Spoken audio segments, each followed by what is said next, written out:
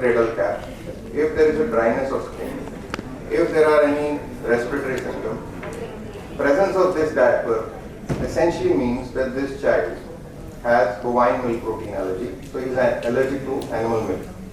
Now these pointers which I have mentioned may not be present in each and every case, but as a pediatrician, if we look for these, they will help us in making a diagnosis. The only test required is a stool routine occult blood.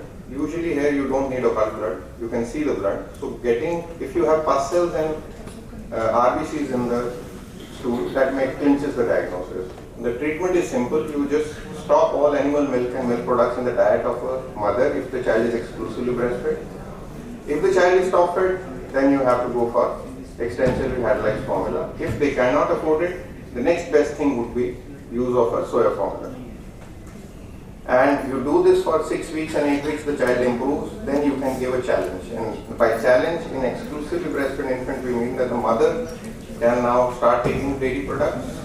But it's important that the daily stoppage is complete and total. If she is taking a cup of tea in the morning or other such stuff, then you won't have the desired result.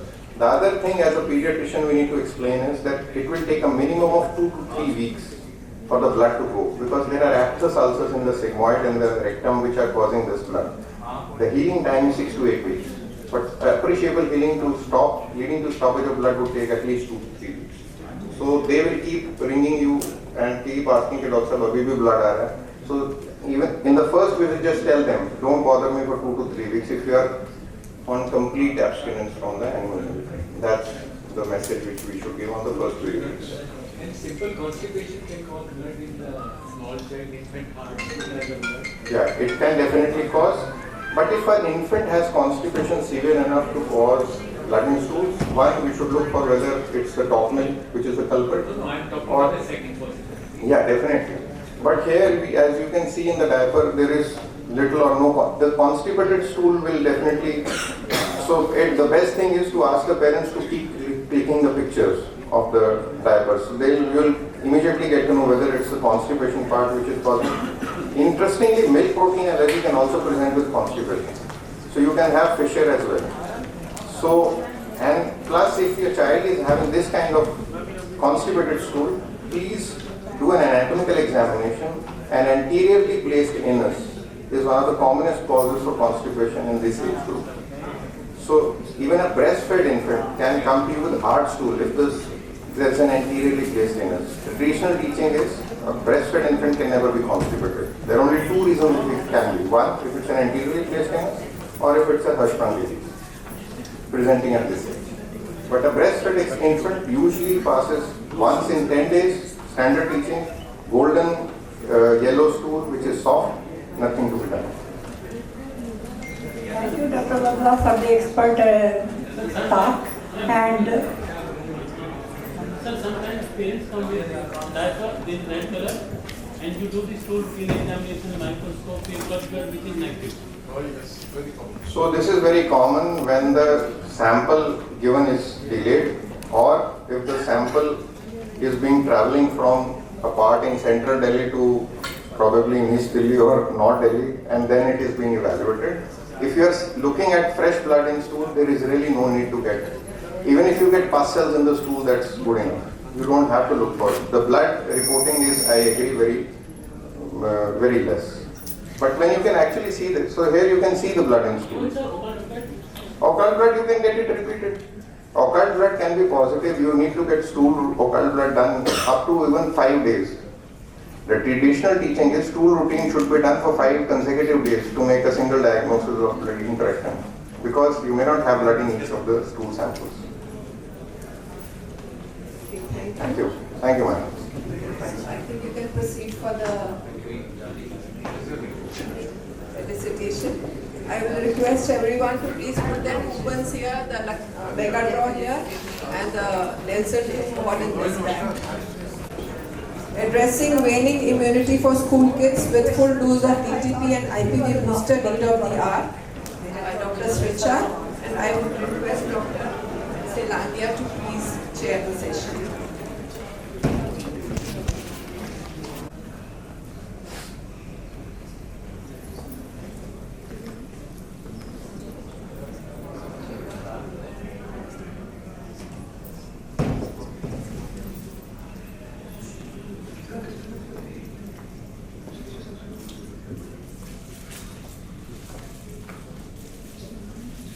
A very good afternoon to everyone, and thank you Westcon for giving me this opportunity to present this much talked about topic, addressing waning immunity for school kids with full dose of DPT and IPV, which is definitely the need of the hour.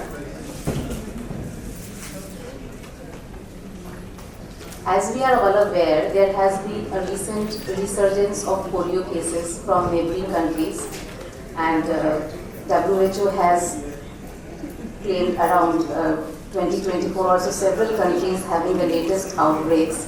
The most common countries are neighboring countries. Afghanistan and Pakistan are always with very high endemic cases of polio, and the most circulating wild polio virus type 2 cases with the circulating vaccine type is the most prevalent. And this is the global presentation of the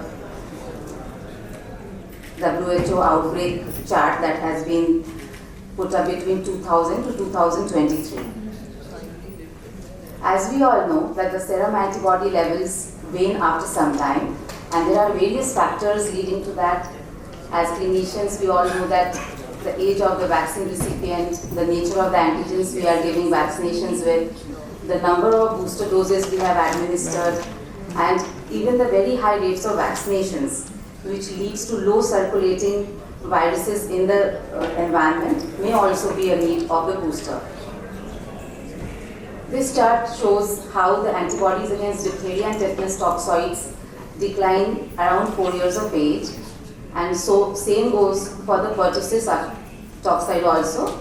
This is another cross-sectional study showing the seroprevalence of diphtheria in the Malaysian population in the 4 to 6 age groups. As we can see, the dip is very much remarkable.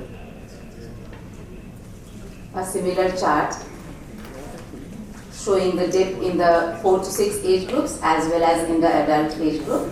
So we can see that less than half of the children aged 5 to 6 years are protected, and the antibody levels in adults are also not sufficient to fight the diphtheria virus. The absence of school entry booster poses a great re-emergence of diphtheria. So this is the protection titer that we should all be above, and we can see that how we are falling around 4 to 6 years of age. Most of the population is below this level. Now, the non-persistence of antibodies against pertussis is also a matter of concern for vaccine effectiveness, and it has become a global talk. There is a significant decrease in pertussis. Mostly the pertussis toxoid IgG antibody and FHA IgG antibodies are the seromarkers, and both of them have shown remarkable decrease around 4 to 6 years of age. And irrespective of the vaccine type, maybe it is acellular or whole cell, we see a definite dip around this particular age. So is there a need for an earlier booster dose? The annual odds for pertussis every year after the last dose is increased by 1.33 times, and repeated boosters are the strategy for achieving better immunity. Same goes for the polio virus also. The 3 types of polio virus as seen here have a very much remarkable low persistence of neutralizing antibodies around 4 to 6 years of age, especially against the type 3 virus. So after the boostering at the school age, there has been a high level of neutralizing titers, and again after 3 years it starts to show a waning. So in the absence of ongoing exposure, also the immunity wanes over time, hence the need of the booster all the more. Keeping all these scientific data in mind, the Indian local view as well as the latest ACWIP IIP recommendations recommend a booster between 4 to 6 years of age with DPT IPV. The different avenues to use DPT combination, as we are all aware, the priming of the doses at 6, 10 and 14 weeks, a booster at 16 to 18 months, a school entry booster between 4 to 6 years, and an adolescent booster between 9 to 15 years of age. The various recommendations globally also endorse similar view as IAP in India. The US, European studies, the Korean, Japanese and the Australian studies also have similar recommendations. The waning of immunity suggests susceptibility to infection, and so an anamnestic response at school entry is very much desirable. Through these charts, we see how the post-toddler booster shows a decrease in the protective titers and how the school entry booster increases the protective antibody responses. Goes on for all the protective antigens for diphtheria, tetanus, pertussis toxoid as well as the FHA antigens. The similar picture, not same but similar picture for WP primed babies.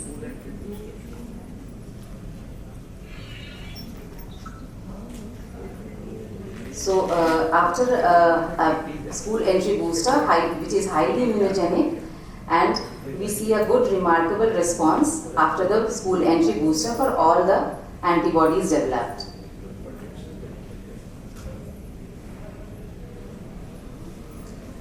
The also important factor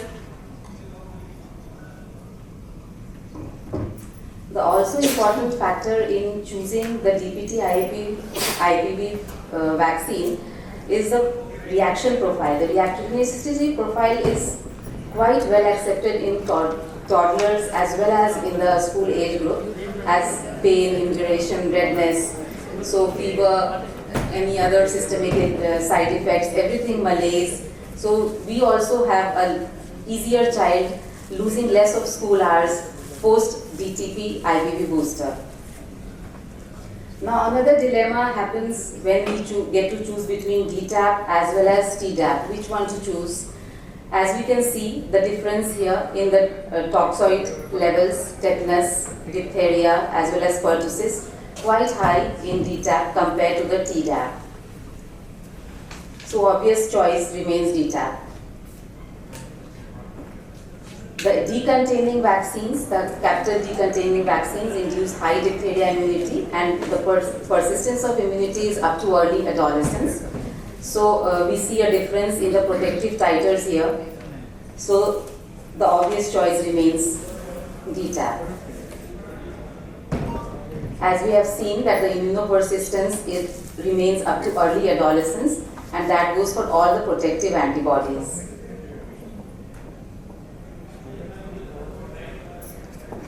So the conclusion of this scientific study, that in the same order of magnitude as post-toddler booster, regardless of the primary vaccination series, regardless of the previous vaccination schedule, we help to maintain a school entry booster with DTaP IPV, which is better tolerated and also more acceptable in the kids, school-going kids.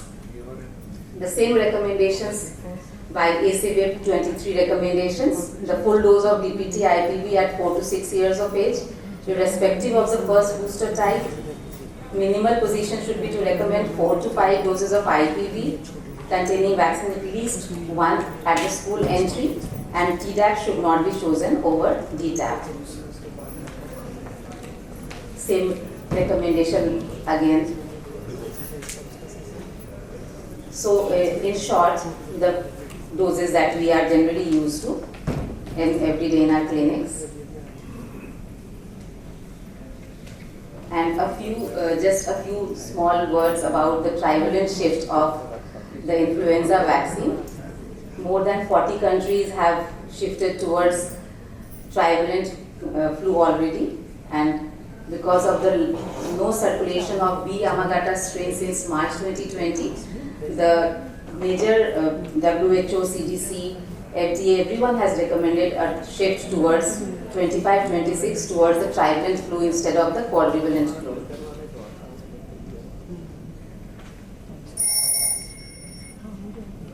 With this, I end my talk. Thank you so much for the organizers. Thank you so much.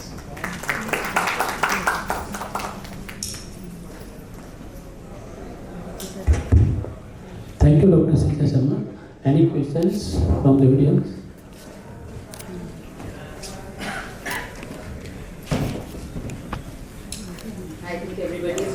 was with this vaccine on.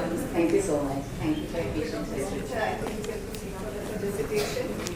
And next we are going to have inauguration here, and the session on Delhi is postponed after the inauguration.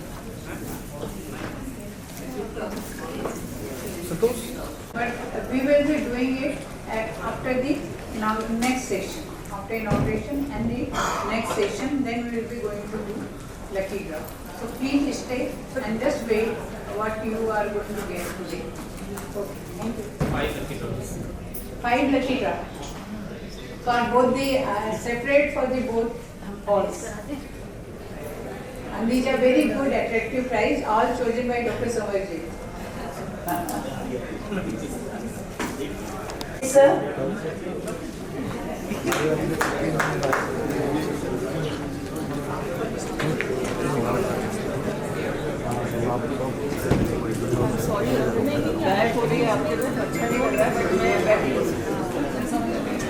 We thank you, sir, from bottom of our heart to come all the way to Delhi to bless us.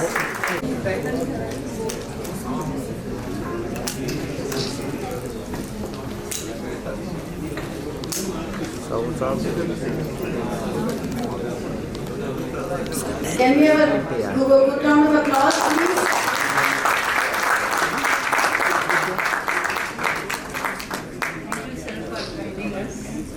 I request Dr. Alok Bhandari, sir, to please escort and felicitate our guest of honor, please.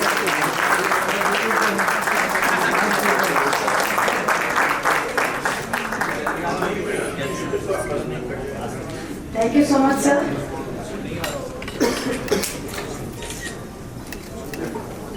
Yes, look here.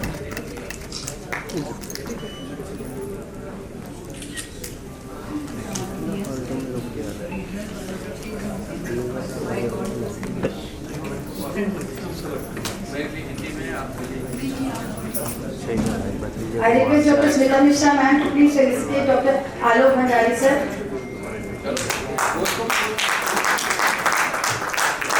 Shrila's favorite, all-time favorite of the whole Delhi and India now.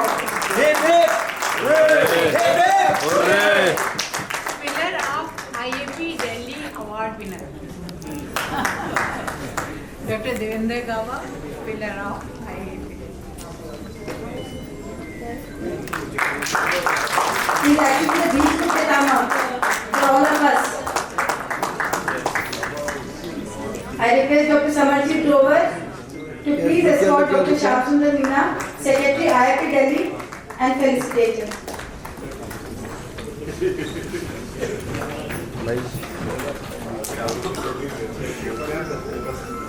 Now I request our CIT OBs, ABs, Dr. Mukesh Verma, Dr. Mukesh Dhankar, and Dr. Manish Gupta, sir.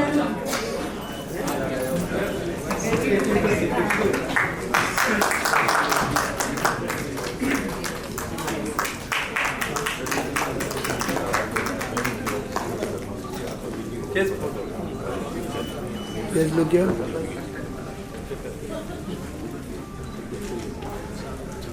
Yes, look here.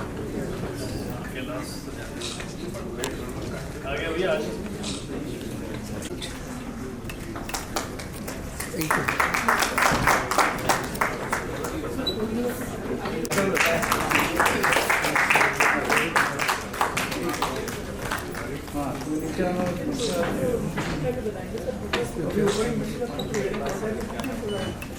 Wait.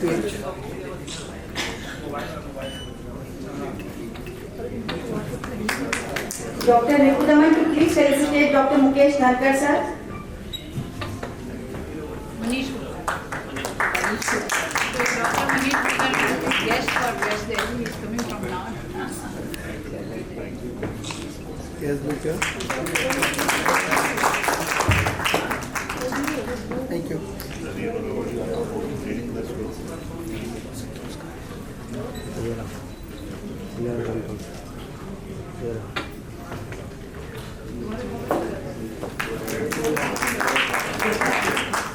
I request Dr. Prashant Singh, sir, to please escort Dr. Ajay Gupta, sir, Yes.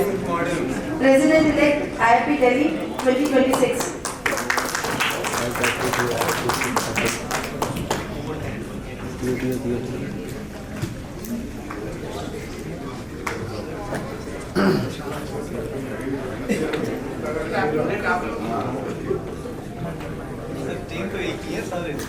request Dr. Dinesh Goyal. Dr. Dinesh Goyal, sir.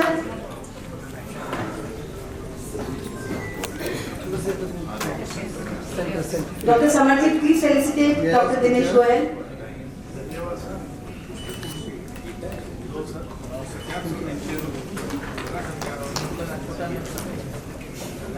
We have some special guests with us. Dr. Anita Sharma, ma'am. Mathematician, senior mathematician, principal from CBSE.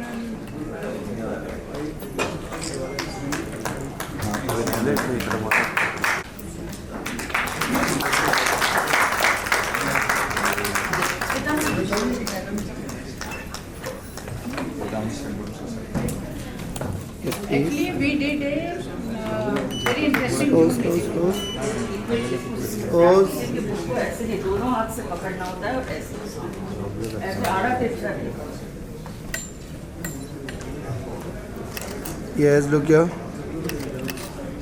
Thank you.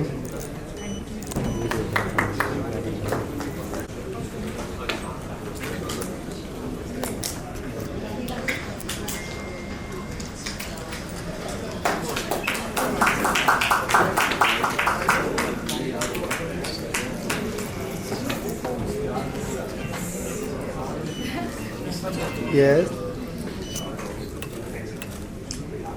Thank you.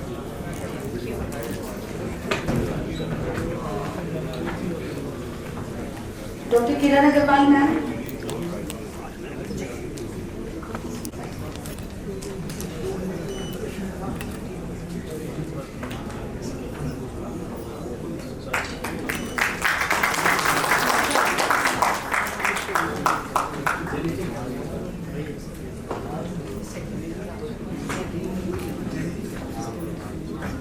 Yes, please.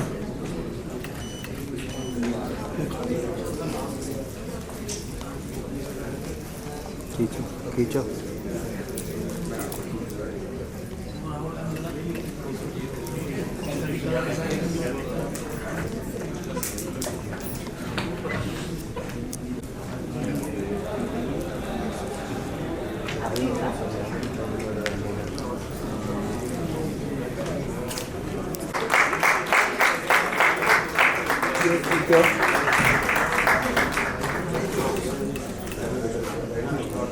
ठीक है.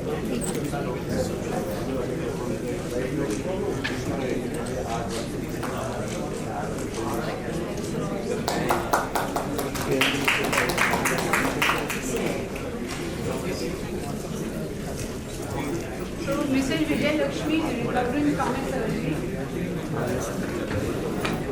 Now we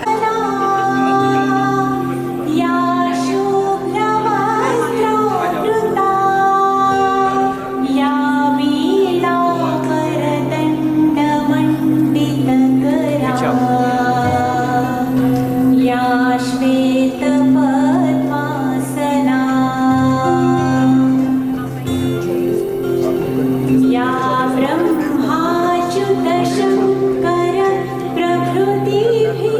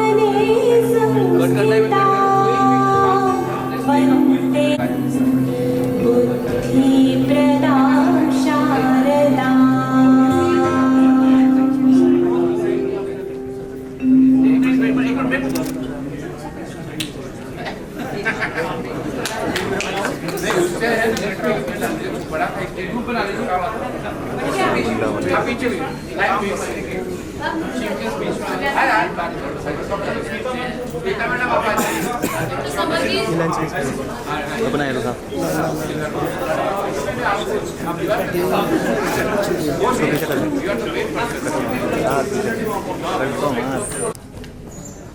ये यार Yes, ये yes. ला रहा है यार हटाइए Hold on once more. जल्दी हटा जल्दी थोड़ा सा पीछे कर दे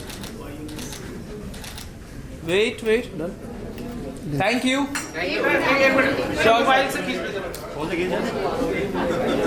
एक मिनट में कुछ और भी कहना Sure. फोन से कर दी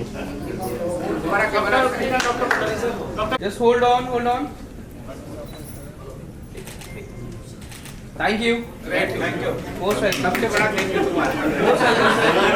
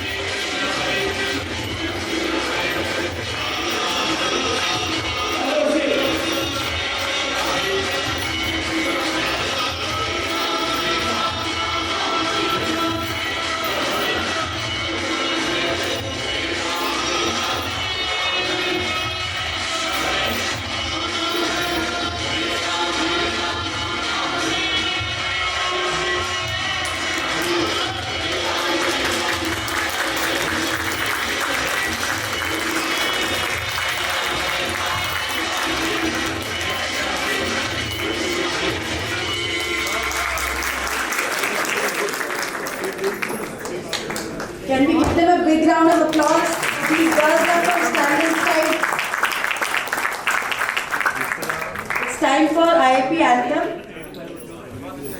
The special thing about this man and his bride is these are the slum children who doesn't have any kind of support. Mr. Poddar, Amod Poddar and Vijay Lakshmi. They engaged all the retired teachers from the various very good schools like Air Force, Miss Sujata is here. So they have done a lot of job, and you see the confidence of the children. And we are very proud of you children.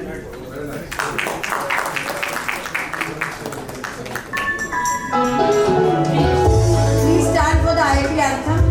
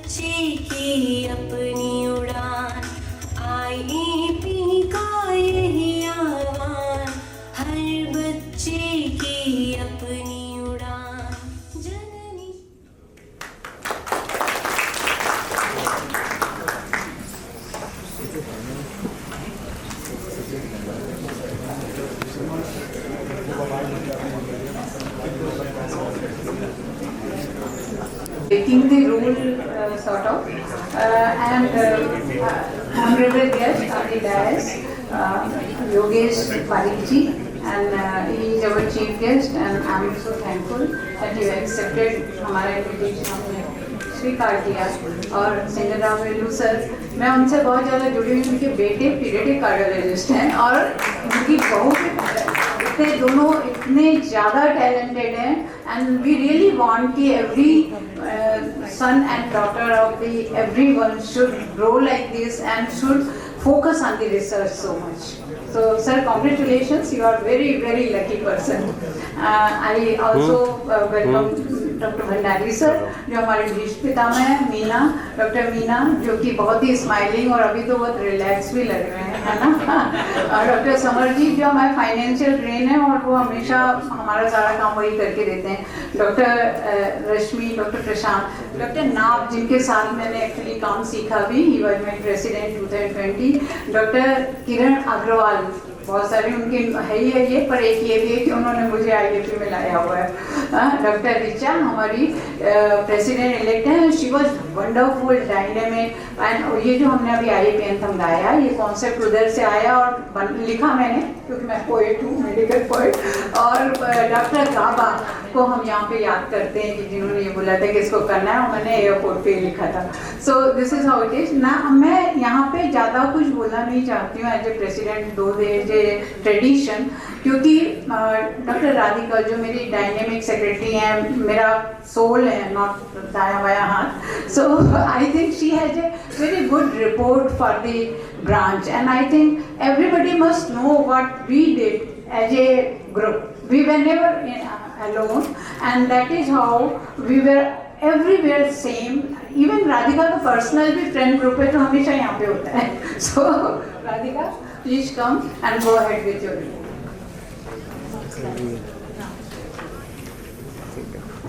Dear friends, greetings from IIP West Delhi City Branch. I think you'll have to be a little patient because we have done a lot of work over past 10 months. So to explain that, it will take a little time, but I'll try to be fast. I would like to begin my report by expressing sincere appreciation to all our former presidents and secretaries whose dedication and leadership built a solid foundation for our branch. They established enduring principles of unity, mutual respect, transparent finances and responsible spending. The IIP West Delhi City Branch reported on its activities and leadership from January 2025 onwards, emphasizing child health literacy, community programs, collaborations with various organizations. The branch honored past leaders, organized educational and health initiatives, and hosted significant events to promote pediatric health and awareness.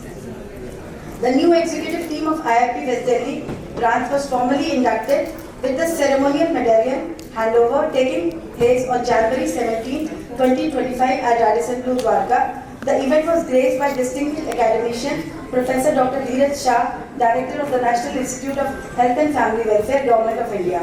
The program also honored Dr. Harish Pevle sir, Dr. Ruchira Gupta and Dr. Rita Gaba as esteemed guest of honor. In respect to memory of Dr. Devendra Gaba, who passed away on January 21st, 2023, after serving with distinction as past branch president, we honor his legacy by establishing the Dr. Devendra Gaba Pillar of IIP West Award, following a unanimous decision by our office bearers and executive board.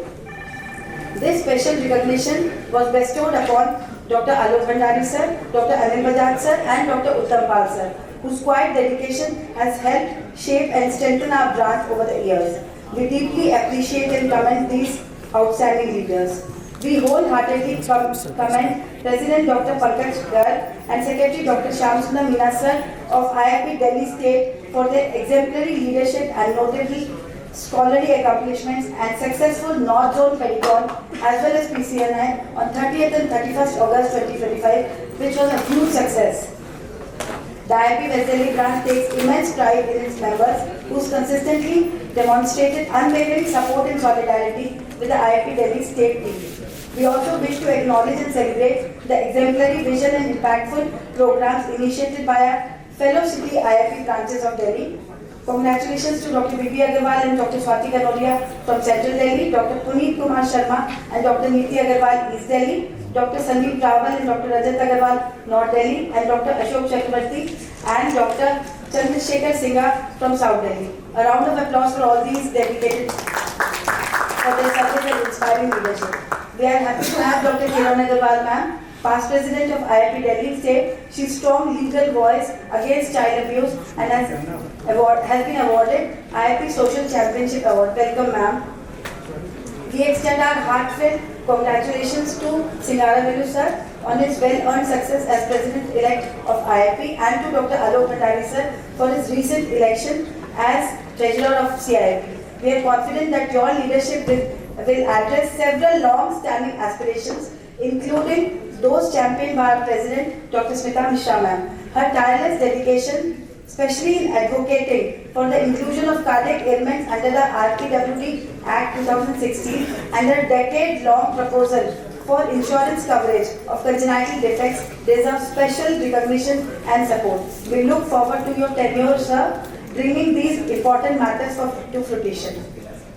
Respected Yogesh Parekh sir, your renowned Gurukul program has earned widespread appreciation, and we sincerely thank CIP for its unwavering commitment towards advancing child health literacy and for thoughtful initiatives that cater to distinct needs of children.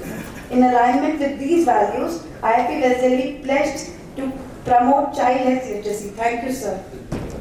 In the interest of time, I shall briefly summarize the key activities taken during the past 10 months. Commemoration of Dr. Gaba death anniversary with Child Health Literacy Program on January 21st, 2025 to honor the death anniversary of Dr. Gaba. We organized our inaugural Child Health Literacy Program specially for class 7th and 8th grade children at Sri Venkateshwar School. During the event, we encouraged the children to step up as child health volunteers and warriors. National telecast of child health literacy in contest of modified CBSE curriculum, a nationwide Zoom session was organized featuring Dr. Vasant Khalatkar, Honorable President of CIP as a chief guest. The event included keynote presentation by Dr. Anita Sharma, a distinguished educator, mathematician and member of NCRT, recognized for her expertise in educational policy. The meeting brought together faculty members from across India. The central theme focused on child health literacy and the modified CBSE curriculum. Dr. Prashant Seth and Dr. Lalit Mehndiratta sir conducted a classroom teaching program at SDPS school where Dr. Anita was principal then. Welcome Dr. Anita ma'am. CIP initiative for organ and blood donation. In a short notice, CIP instructed us and we were happy that we could do blood donation camp as well as a Zoom meeting on organ donation. Our moderator was Dr. Avnish Seth. He has been part of policy structure about organ donation in the entire country. CHD week from 6 to 14 February, write-up in magazine Hriday Gatha, message and YouTube interview. CIP anemia prevention program, the Bye Bye Anemia, was conducted at 6 centers across West Delhi and Shadra by our EB members with full attendance, participation, demonstration, question answers, poster presentations. Thanks Dr. Puraman ma'am, Dr. Ritu Chavla, Dr. Richa Parashar, Dr. Rashmi Gandhi, Dr. Vikram Gagneja. SNS NGO collaboration. The main event took place at Sector 12 Park in collaboration with Stand and Stride, as we said before, and Mr. Amod Poddar, who used engineering profession brain, created an innovative social link for the slum children. And Ms. Vijayalakshmi, a dedicated dietitian, played a vital role in improving the nutritional standards of the kitchen. So we had a full day anemia program at the park with these children where we educated them. Dr. Neelam Mohan, Honorary President-elect, was chief guest of Zoom program on menstrual hygiene, and menstrual awareness was conducted for 5 days with the SNS NGO. World Obesity Awareness Day, a Zoom meeting was convened with eminent speakers, school program was arranged, and skipping ropes were distributed. On media front, we are lucky to have Dr. Rakesh Mahajan, who runs India Speaks Daily YouTube channel. Also, IIT West Delhi has its own channel and website. Therefore, all these CIP days and weeks were covered in media by one or two of us. Also, Dr. Smita Mishra, being a medical poet and having talent to create song video on AI platform, we have beautiful educational videos on thalassemia, autism, menstrual hygiene, heart diseases, cyanotic spells, Bye-Bye anemia, etc. Health awareness initiatives, thanks to Dr. Surendra Yadav sir and his NGO Bhuj Jalvayu collaboration, we have committed programs, half marathon on 9th March with around 1400 registrations and Yoga Day on 21st June at Vegas Mall. Initiative for Down Syndrome babies. We deeply value our long-standing partnership with Down Syndrome Parent Society Delhi and Down Syndrome Federation of India. We had a national conference on Down syndrome. IIP West Delhi had a national conference. Thanks to the unwavering dedication of all involved, this dream was realized with the organization of National Down Syndrome Conference on March 22, 2025 at Ambedkar Bhavan, Delhi. The event was held at the request of Mr. Rajesh Agarwal, Chief Commissioner for the Rights of Persons and Disabilities. The following day, on March 23rd, we organized complimentary medical health checkup at Manipal Hospital, Dwarka, where the Down syndrome children had a free camp for all specialities, which was organized by Dr. Sakshi Kular and Dr. Vivek Singh from UNICEF was the chief guest. We had one Zoom meeting on the interesting topic, pets in our life, boon or bane. CIP Charity Day program was not celebrated on 26th August due to logistics. However, on 10th October 2025, and we pledged donation of 21,000, a promise that we are honoring today. Additionally, on 5th July, we did a charity camp with Children of the World Orphanage and contributed 11,000 from West Delhi. There were monthly meetings, a pediatric health dialogue Kaam Ki Baat at different hospitals, with 1 month on general pediatrics and the other month on the subspecialties. With various hospitals of the nearby area, we collaborated with the Pediatric Association of Dwarka Max Healthcare for series of CMEs on emergency management. We are also thankful to Dr. Sunil Masin sir. Akash Healthcare has been our partner for monthly meeting, nephrology and endocrinology updates. Skeleton was a brainchild of IIP Delhi, started in 2022 under the leadership of late Dr. Gaba. Therefore, the cluster workshop was huge success. So we wish to have same kind of similar workshop, but due to shared responsibility with IIT Delhi State to conduct North Zone Pericon, we modified our program. We planned 3 workshops: endocrinology on the 15th June 2025 at Akash Healthcare, artificial intelligence workshop at Cloud9 Hospital, and nephrology workshop at Radisson Group. The course directors were Dr. Vaishakhi Lusagi, Mr. Parikshit Khanna and Dr. Neha Bhandari. We celebrated ORS week and the breastfeeding week at various government hospitals and private hospitals under the leadership of Dr. Ripulaman ma'am and Dr. Rashmi Gandhi ma'am. On IIP BLS Day was celebrated in July with 3 programs from IIP West, 2 in parks, 1 in schools, coordinated by Dr. Rashmi Grover and Dr. Puneet Kumar. The trainer was Dr. Maninder Singh Dhaliwal. Thanks to Dr. Harish Pende sir, we got 1 workshop hit and conducted it on 7th September. Dr. Mohit Vora, Dr. Anurag Tomar and Dr. Shyam Kukreja were the highly accomplished teaching faculty. We participated in CHD work on World CHD Day for mental health of children of IIP West Delhi. It was collaborated with Dr. Rajiv Sharma and group, and we conducted 2 workshops. Dr. Neeta Kejriwal is one of the emerging professionals on this field. Dr. Teena Goyal, President Delhi Allergy Chapter, is also a passionate leader, and we thank her for having a session on allergy with us.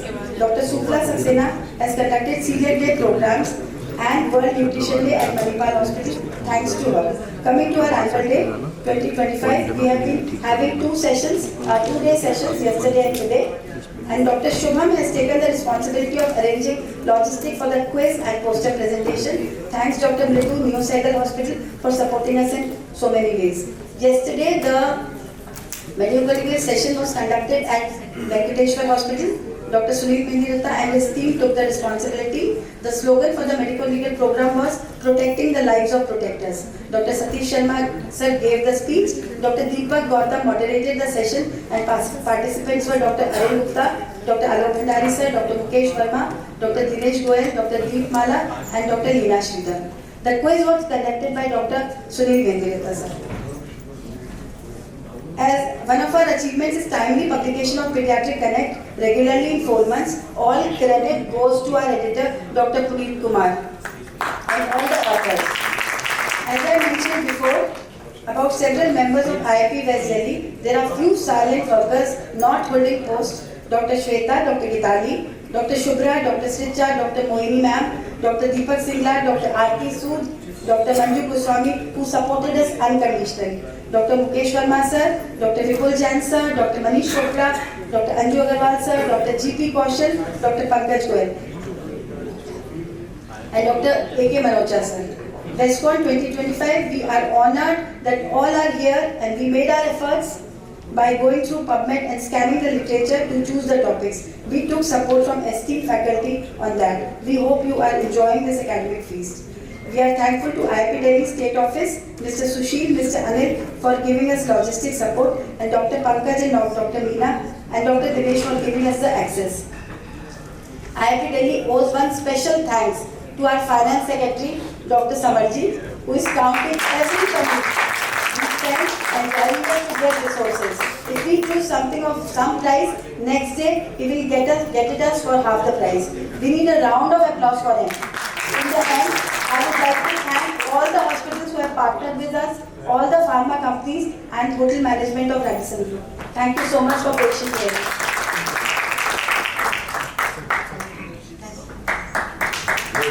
And thank you to Dr. Radhika. She is one of the brand women. Thank you so much. It's time to for address. I would like to request Dr. Richa Parashar to please say a few words for our chief guest, Dr. Yogesh Parekh sir.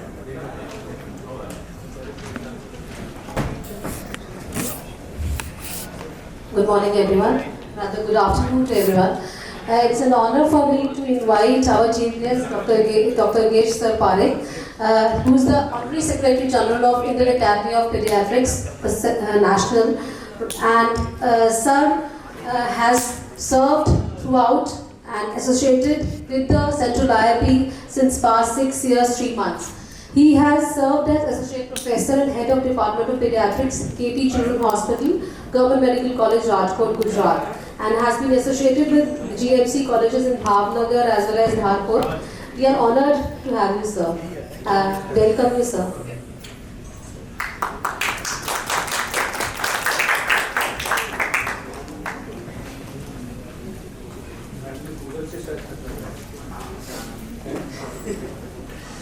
So, good afternoon, all respected seniors and dear colleagues. First of all, congratulations to West Delhi IAP, Dr. Smita Madam, Dr. Radhika and Dr. Samarjit for the wonderful, this extensive elaborative West Delhi annual report. खत्म ही नहीं हो रहा था madam, I am waiting, इतना सारा activity. Best branch award announce कर दो, number 1 पर। Yes, come on, sir.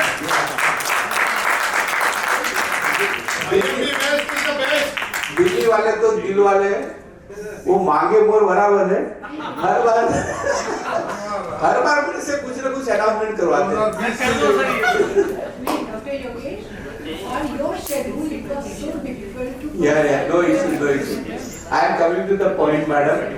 Dr. Smita Mishra madam has called me several times to upload this annual report on the portal, our website portal, and she has worked a lot of with the support of the technical person, and she tried to miss रात को late तक sir deadline खत्म हो रहा है मैं कोशिश कर रही नहीं हो रहा है सब टेक्निकल ग्लिच आ रहा है but she was very passionate to push नहीं मेरे को करना ही है और मैंने हेड भी दी हो गया ना मैडम लास्ट में अभी आज भी है extensive IIP Delhi got the best state branch award in 2020 when I was the president. She was the secretary. She was very hardworking. She was doing that. Special award doctor Bhandari के time पे भी और doctor Mukesh Dulquer के time पे भी दिया है बिल्कुल so thank you very much for the inviting it is your love affection madam ने स्मिता मैडम ने कॉल किया और all of you know Samarjeet is my classmate MBBS batchmate and Yogesh Sana है very difficult because I have decided to stay this weekend with the family.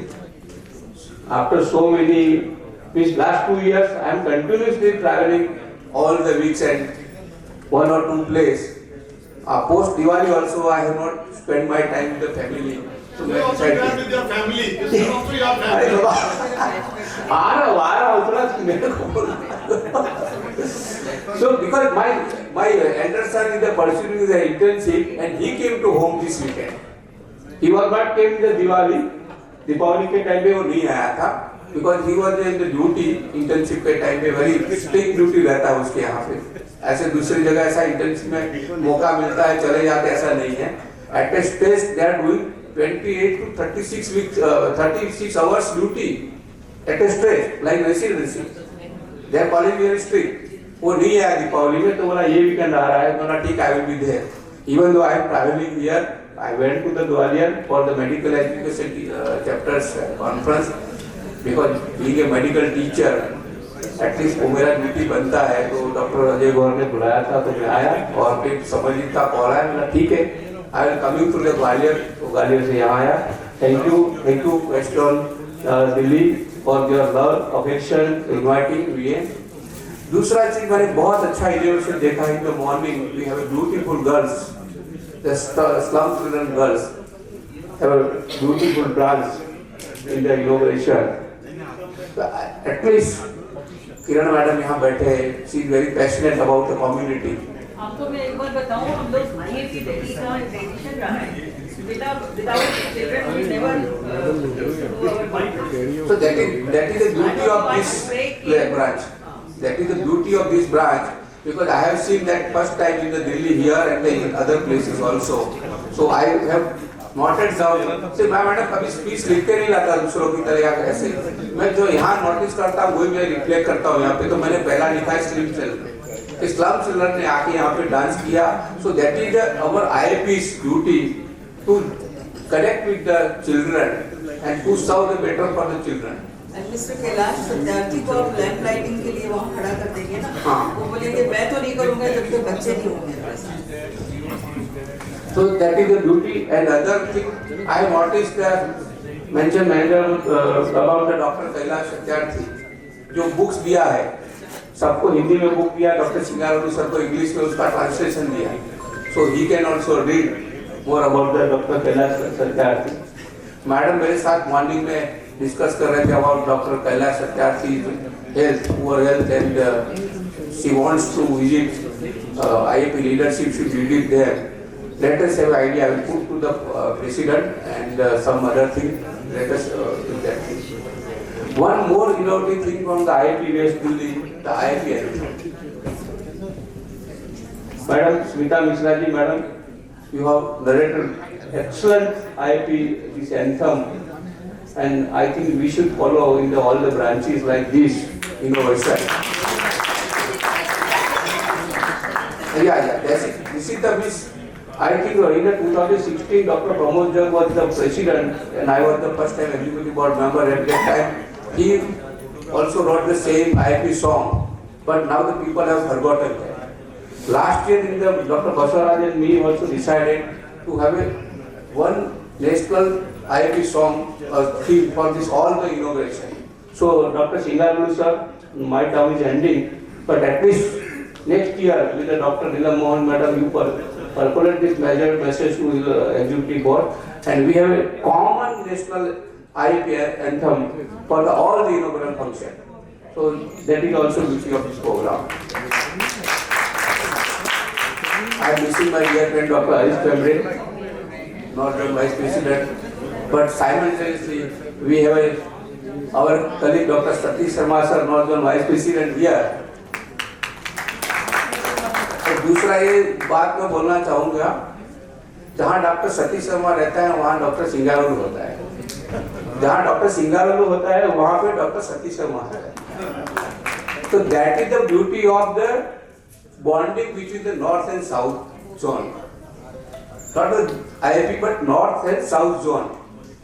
Because it is very sad part today also. Let me inform all of you. Today morning I have received one message, big message in the Marathi and the English. IIP election over, now the analysis is going on. Why our president candidate or vice president candidate lost?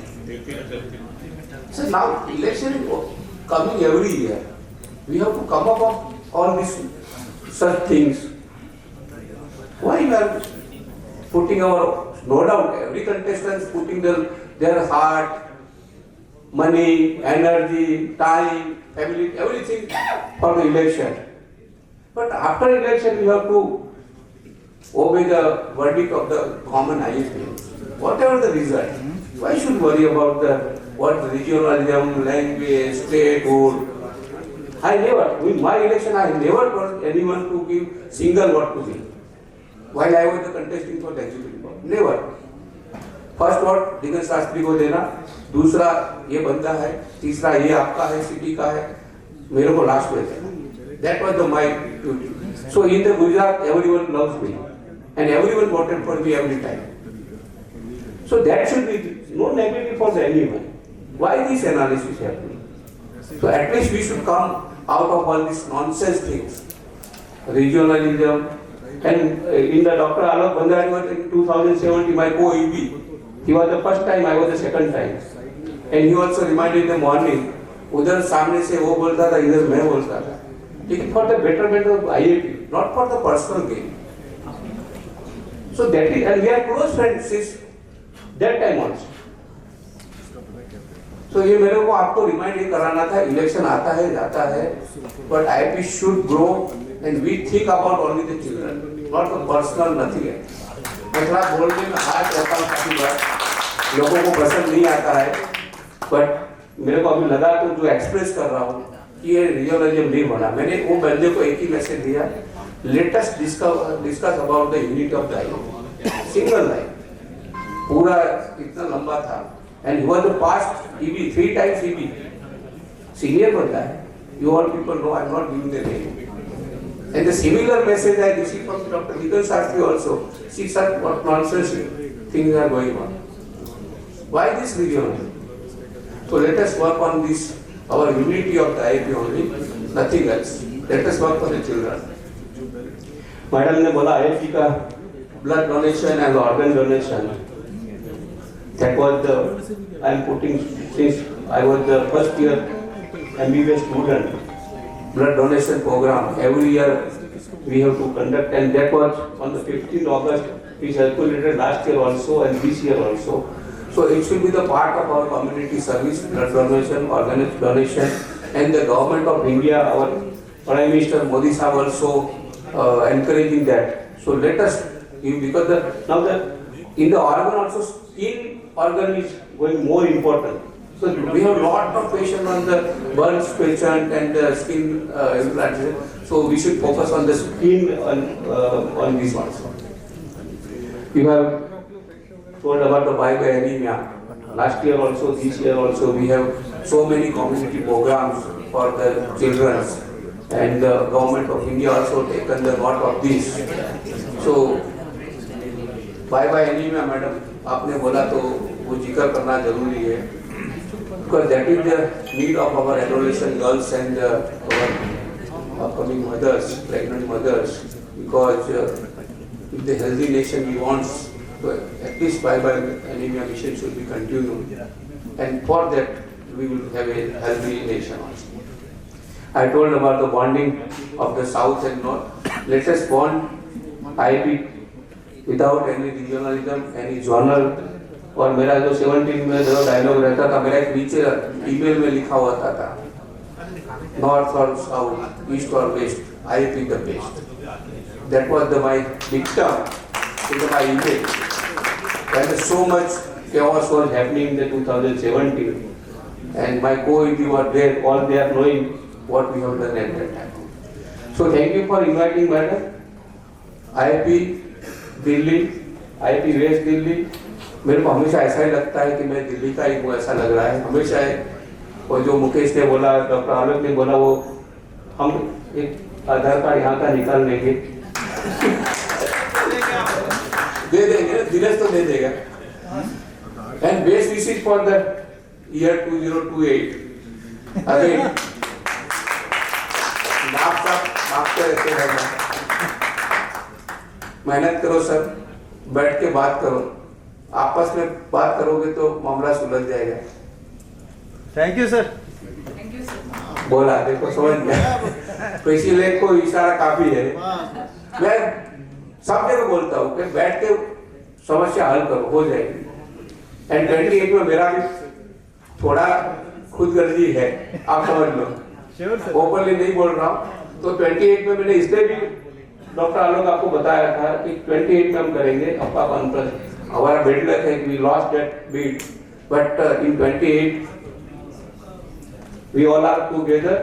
Let us have a big hand and big offering. Thank you very much. A small town of Tanjavur Medical College, as an undergraduate, toiled hard over there for 40 years and retired as dean and director professor and all the administrative and other posts at Tanjavur Medical College.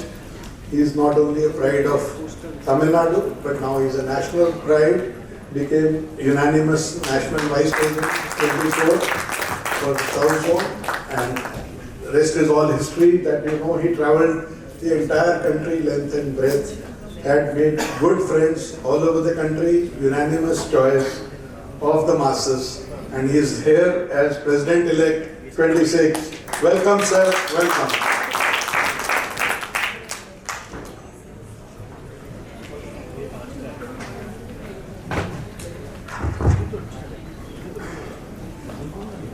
Thank you, our National Treasurer, Alok Bhandari sir, for your nice introduction. Namaste. A big thanks to every one of IIPians for giving me this wonderful opportunity from the remote part of the south end of the country of India, that is Tamil Nadu. That too, always India is referred as Kashmir to Kanyakumari, just 200 kilometers short of Kanyakumari, where my place. So I have come all the way from there.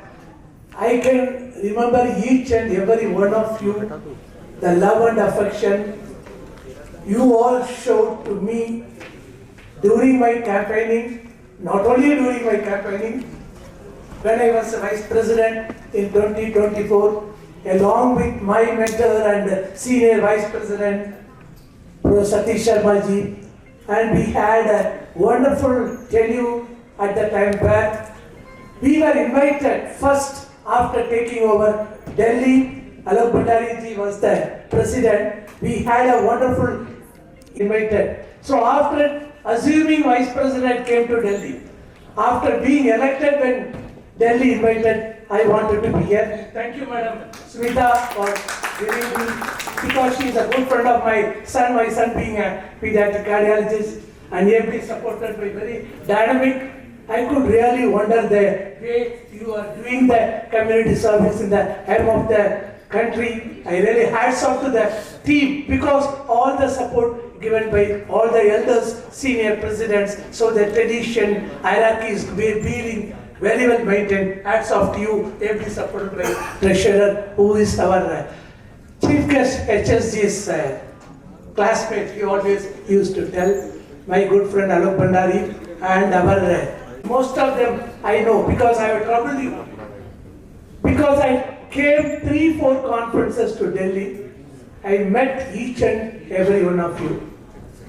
If I do not take much of your time by mentioning each and every one of you, starting from my mentor, my senior vice president, a medical legal person, and elected medical colleague, yes, Burshid is there, and so many people, each and every one I can tell by name. But what of time, I won't take each and every one name. It means that whatever speak, it is, or it includes all of you. Having given this opportunity, as I mentioned everywhere, championing the cause of every IAPN. That is my motto when, as the presidential candidate, I declared this. You know, those who received my visiting card, now you have gave me the opportunity to serve our national AP as a pan-India person. Definitely, I will try to do my best to live up to our expectation. Why I bother about IAPN first? Unless in the present era, where lot of one hand medical legal issues, second mental issues, third financial problem for young pediatricians, and so many rules and regulations, and where community is where so-called noble profession. When I started my journey, people were falling at my feet when served. Now the respect is day by day is losing. Community times are changing. In this present era, we have to take care of our own members. The organization should take care of each every one of IAPN. Then only people have faith. During my campaign the entire year, I traveled the length and breadth of the country, starting from north to south, east to west. I could feel the pulse of each and every young as well as senior pediatrician. People who are young, not bothered about IAP, they are asked what IAP is going to do for me. So, lot of things has to be taken, which we have to.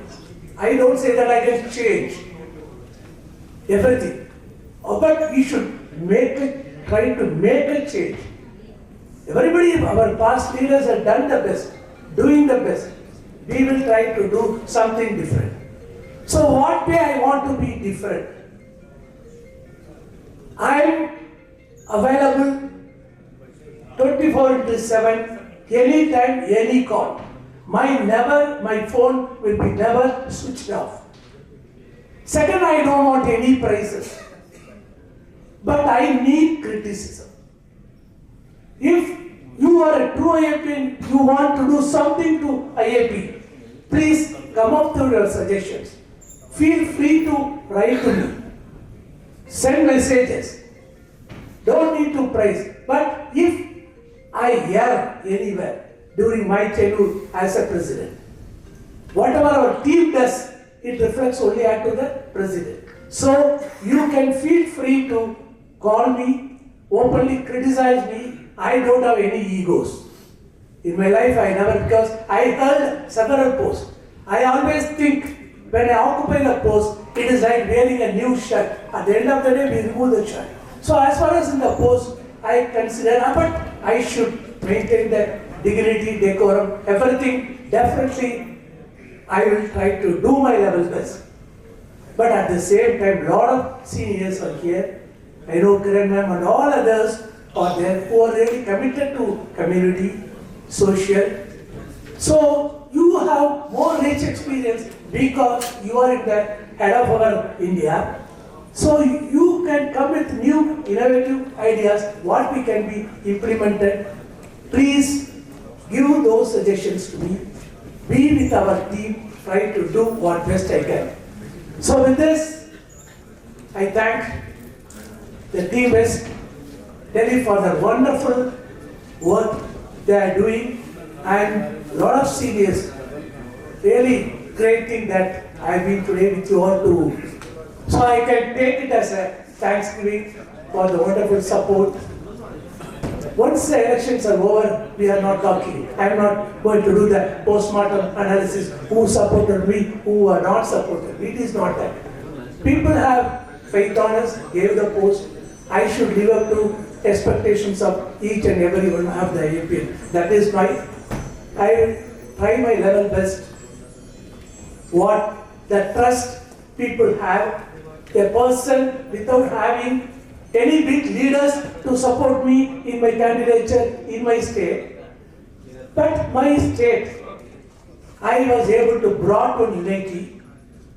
In that way, from where I was hailing, my state had a big unity, which I wanted to bring that unity, expand unity to pan-India, so that as IAPN, we should not only be academician, good administration, good community, social, whatnot. Everything will be done, and I need your guidance. So with this, I thank each every one of you again for giving me this wonderful opportunity to thank you en masse, because it is very difficult to meet each and every one of you. So please spread the word of thanks to your all the 5 zones of Delhi and beyond that for giving me this opportunity. Thank you, thank you. Jai Hind.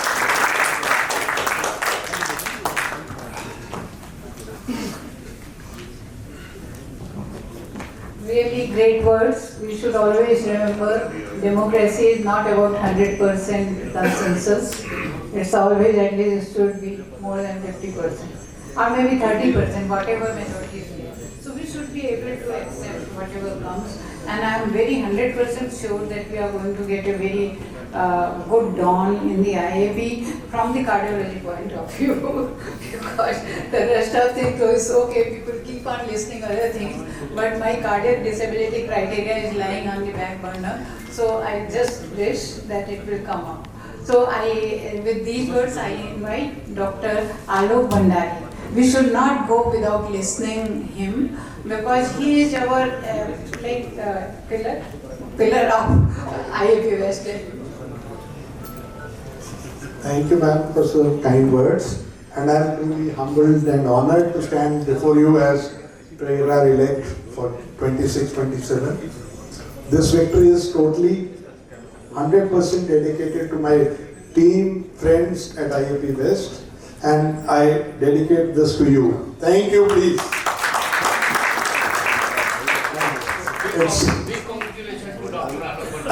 And it's the first time to get it. And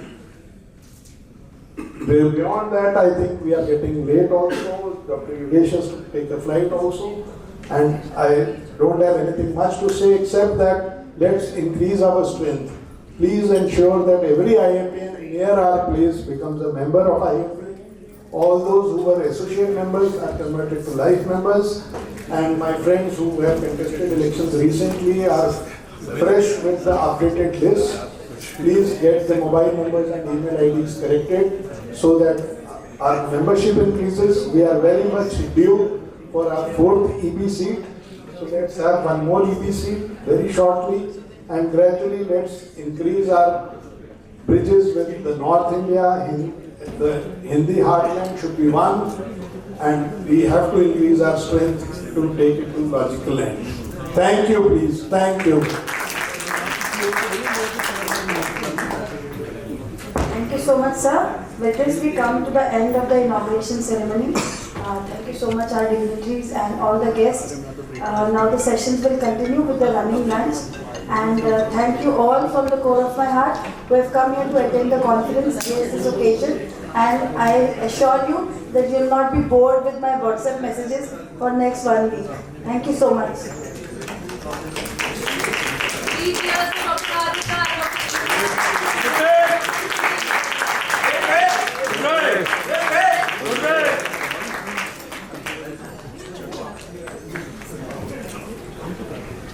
And Dr. Richa also.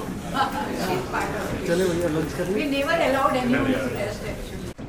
May all see auspiciousness and may none suffer. So this is our agenda, that as pediatricians we bring good health and prosperity amongst the families of India. I would like to introduce the hall managers for this hall. This is Nelson 2. We have kept these names to give regard to the father of pediatrics whose books we all read, we all have grown up with. So the hall managers for this hall are Dr. Rashmi Gandhi ma'am, Dr. Ripudaman ma'am, Dr. Gagan Malhotra and Dr. Prashant Seth sir, who will help in the felicitation. So over to Ripudaman ma'am.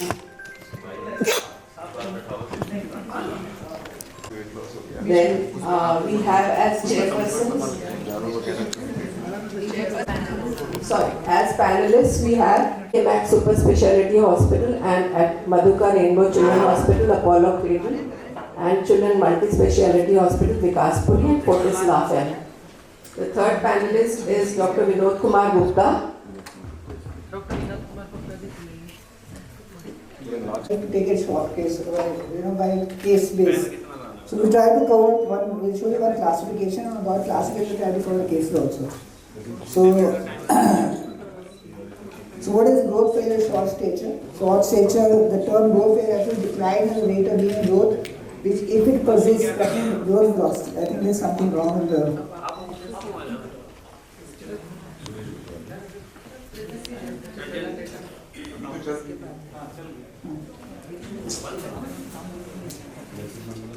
This is, that means the height velocity persists to be less, it results in short stature.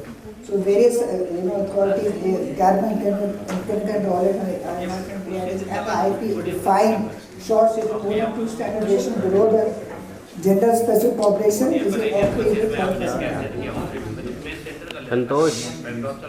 case of that is coming in the next term, and some chromosome genetic disorders like Noonan syndrome, Turner syndrome, GHD, skeletal syndrome, acquired growth hormone deficiency, hyperthyroidism, chronic disease, chronic fever, and very other which is idiopathic short stature. So, who are now as a pediatrician you should know who are the children who need workup when they are doing this. So, any child who is short, who is below the 2 standard below the gender specific population, which is approximately equal to 3rd percentile, or if the child is short from hip to height 1.5 standard deviation, because it's approximately 7 to 8 centimeters. Height velocity less than 25% over a period of 6 to 9 months, less than 5 centimeters. So rule of thumb, any child going less than 5 centimeters, whether it's 2 years, 5 years, 6 years, needs to be worked on. Children who fall behind across 2 major centiles of growth curve from 50th come to 10 centile, more than 18 months of age. So some little definition before we go and take candidates involve the panelists. Chronological age from the calendar age. Date of birth, that's your chronological age. Then your born age is born for which your born maturity is at the 50th percentile. So there will be some cases, we will talk about that. Then height age for which the height is at the 50th percentile.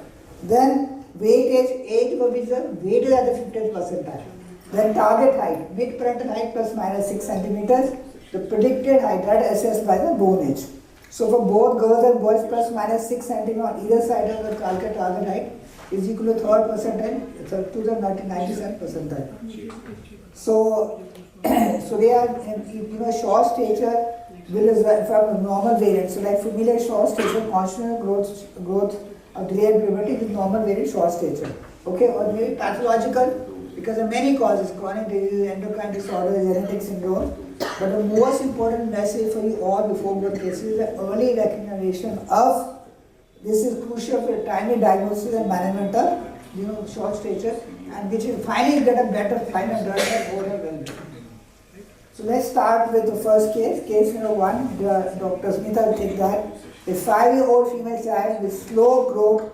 How will you take it from there?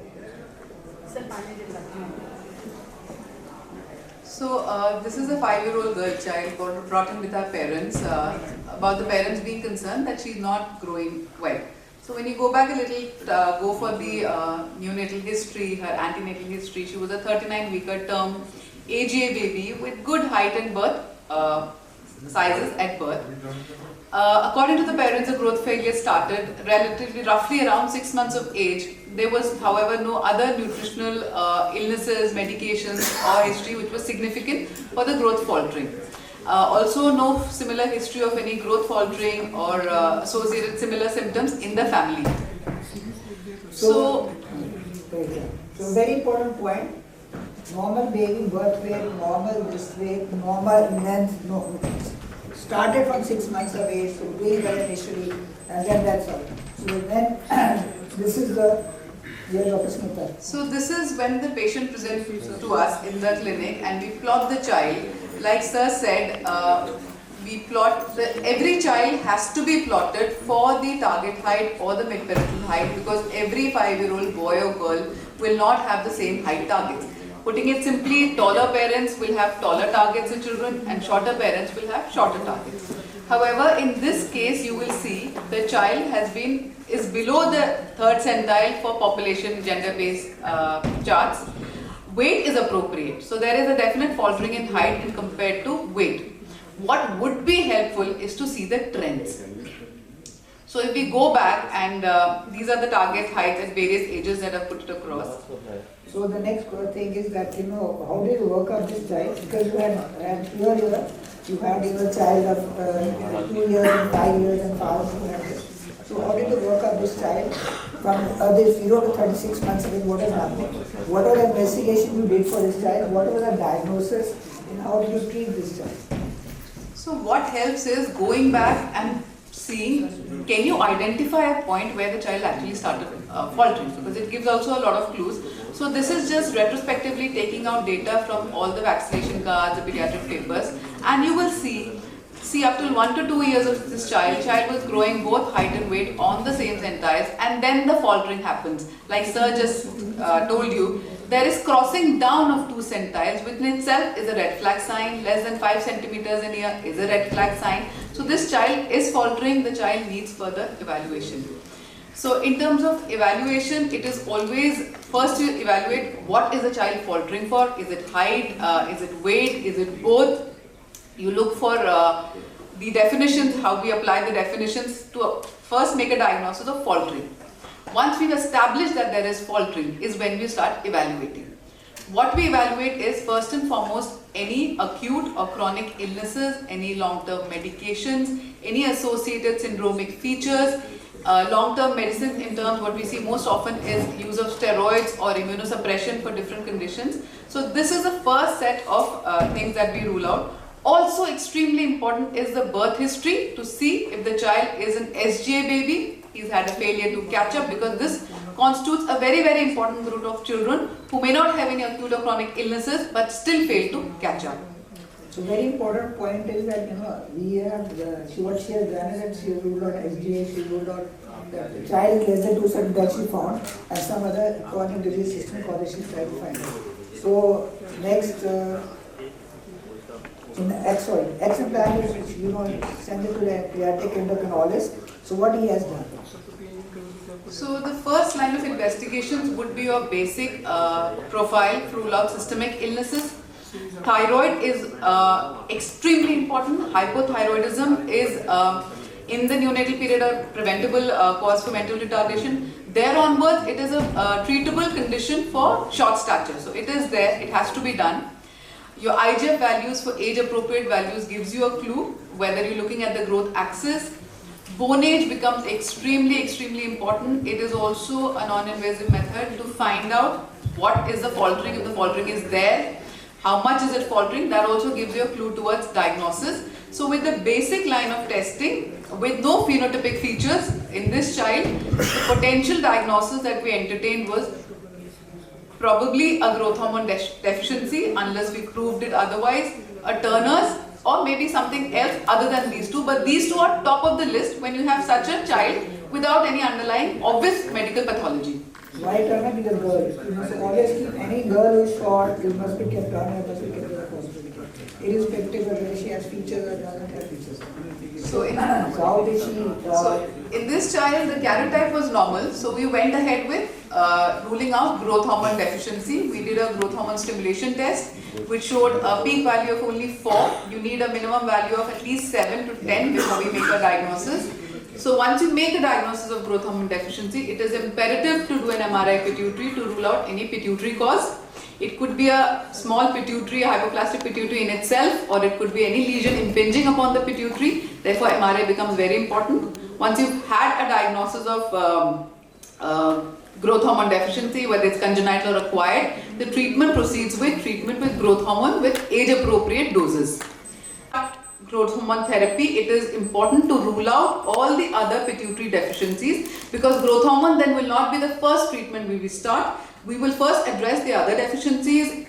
We will start, if the required, based on the testing, steroids, hypothyroidism, and then we will probably start growth hormone. Yeah. So that becomes important. Yeah, so there's a very important take-home message that if any child is, either suspecting multiple pituitary hormone deficiency or has a small pituitary, please work out for all the hormones before thinking of giving growth hormone, because if you give those growth hormone, you may get crisis also, because it's very important to give cortisol and have to those patients before you think of giving, and it will not act also, it will not work also. So, so thank you very much, Dr. Smita, for this case. We would like to have a lot of questions from you people. I have tried to find cases where we can have anything in endocrinology, short session plus anything else in endocrinology. So case 2, 10-year-old girl with poor growth, with height of 106 centimeters and weight of 19.2 kgs. How you take it from there? Dr. Smita, please show the growth pattern and height and weight from there.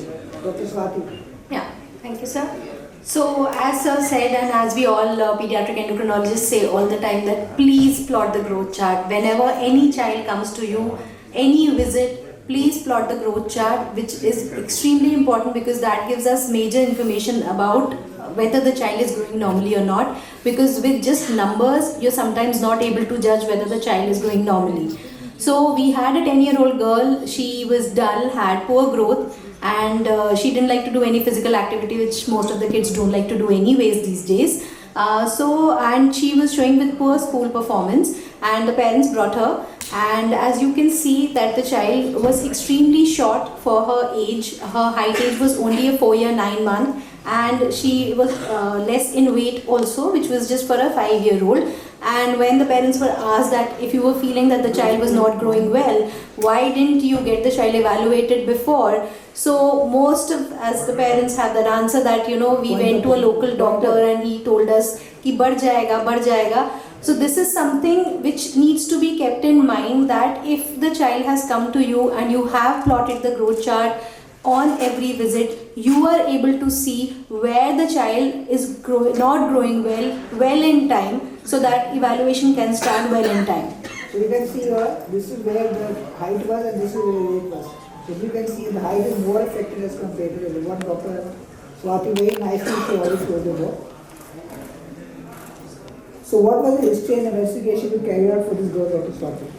Yeah, so when the child came to us, we obviously asked, as the child was not growing well for quite some time, were there any investigations done prior? So mostly CBC is the one that they get done, and not many other investigations are done.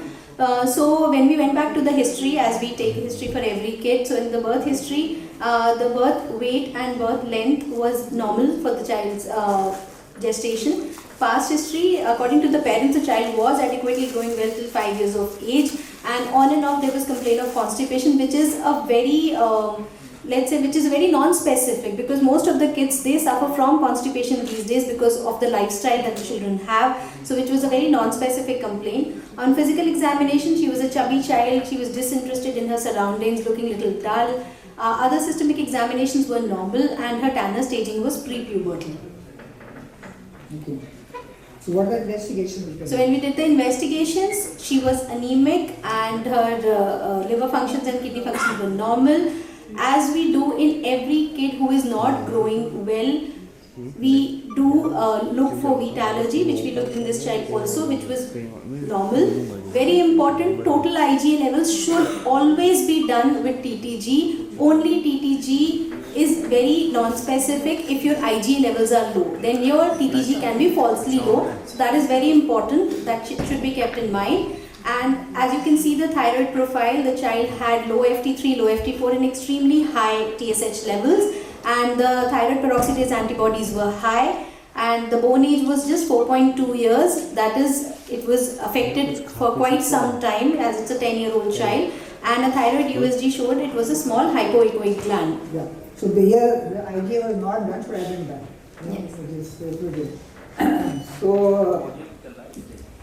So a diagnosis of autoimmune hypothyroidism was made. Now this is something I want to say in the management of hypothyroidism. When you see a very high report of TSH or the child has been suffering from hypothyroidism for quite a long time, it is very, very important that we start with low dose of thyroxine replacement and increase it gradually, because if we start with very high doses in the beginning, the child can have a lot of complications. There can be complications like pseudotumor cerebri can happen, myopathy can happen. So that is why it is very important that started with low dose and increase gradually. And you might see 25 micrograms. Half a dose, usually with half a dose we start, and within 15 to 20 days we gradually increase it to the dose that the child requires. So because we have seen like children who have had chronic hypothyroidism and missed, they had so much of muscle stiffness, and some even had conditions of headache and pseudotumor cerebri when they were started on the doses that they actually require. So that is why, because the body is so deficient for such a long time, it does take time to adjust to it. Another thing is that many of the kids, when you start high doses, they have cognitive problems, behavioral problems, they have slow in picking up things, they have school problems, study problems. So this is why you have to be very careful. Number two is, it's very common, the most of them, it's a myth in fact, among all the people that that people who have hypothyroidism, they have, because of weight is because of hypothyroidism. So when they start a drug, they want miracles to happen, it's a way to highlight. So that is not there. It's just named action 2-3 kg gain because of hypothyroidism, that 2-3 kg gets lost over time. So that's another point. When you start, don't think the weight will get lost very fast. Yeah. So that is why any short fat child, please look for endocrine causes. And as I said, gradual replacement should be done in case of severe hypothyroidism. When we start treating hypothyroidism, there is a rapid advancement of bone age which is seen. So this is something which should be kept in mind, especially if you're getting girls at around 10, 11, 12 years of age. And timely referral to pediatric endocrinologist is extremely important. Thank you. Thank you, Dr. Swati, for this case. We go on to the third case. Dr. Kochar, I may interrupt you. Why the child is normal till 5 years? What is the etiology of hypothyroidism? It's required, autonomy. Autonomy can operate 7 years, 10 years, 9 years. The child was normal till 5 years. Yeah. So it's not a congenital hypothyroidism. You're talking about congenital hypothyroidism. This is autonomy. Autonomy can occur 5 years, 6 years, 8 years, 10, any year. It can occur 13 years also. The child is normal till 30 years, 30 she got autonomy, this thing works. That's why it's called autonomy. Autonomous thyroiditis, diabetes is type 1 autonomy, okay? Now child of 4 can get a 5 6 years, by 7 years. Got a scanning done, it showed hypoechoic gland. So that means that because of autoimmune reaction which occurred at that time cause the gland to be excised. So that is required only? Yeah, acquired, yes. Congenitally, most common you will have agenesis or you have this thing, you won't have a gland at all. That's the commonest thing you find in hypothyroidism. This is not condition, this is acquired hypothyroidism. Primary acquired hypothyroidism. So sir, initially when hypothyroidism occurs, there is thyroiditis, there is hyperemia. So you might find the gland size is increased. but when it goes on for a long period of time, so because of the antibodies, your thyroid functioning is almost completely gone. So the gland can reduce in size also. It does reduce in size. Most of the time it reduces. Initially she's right. Always the autoimmune thyroid, they always, any new ultrasound, they will write the same big gland, hyperemic gland. This is all the initial thyroid. But later on the time, because you have not diagnosed it, If you are diagnosed initially, you won't get this picture. But this will require a long time. Also, you can have heterogeneous potential ultrasonography that is compatible with thyroiditis. Autoimmune thyroiditis. But that is initial phase. Okay, let's go on case 3. Any other questions before we go on further? Any questions? Okay, 9-year-old girl comes with complaint of failure to gain height and weight from another hospital. Referred to RML hospital. So the question was how to work up this child. What was the history and investigations you had to do, and what further you did for this child? Dr. Vinod, please. So, Dr. Kochar, this girl comes with complaints of not growing breast from another hospital. My partner. And what they had suspected to work out for growth hormone deficiency. So when we reviewed the case, we analyzed.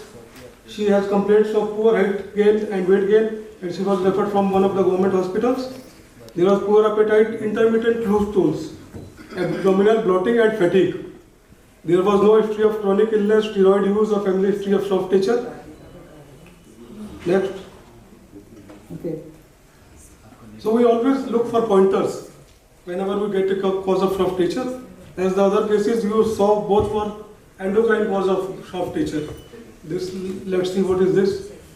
Patient was on examination, he was stable. First impression was child was short as compared to her peers.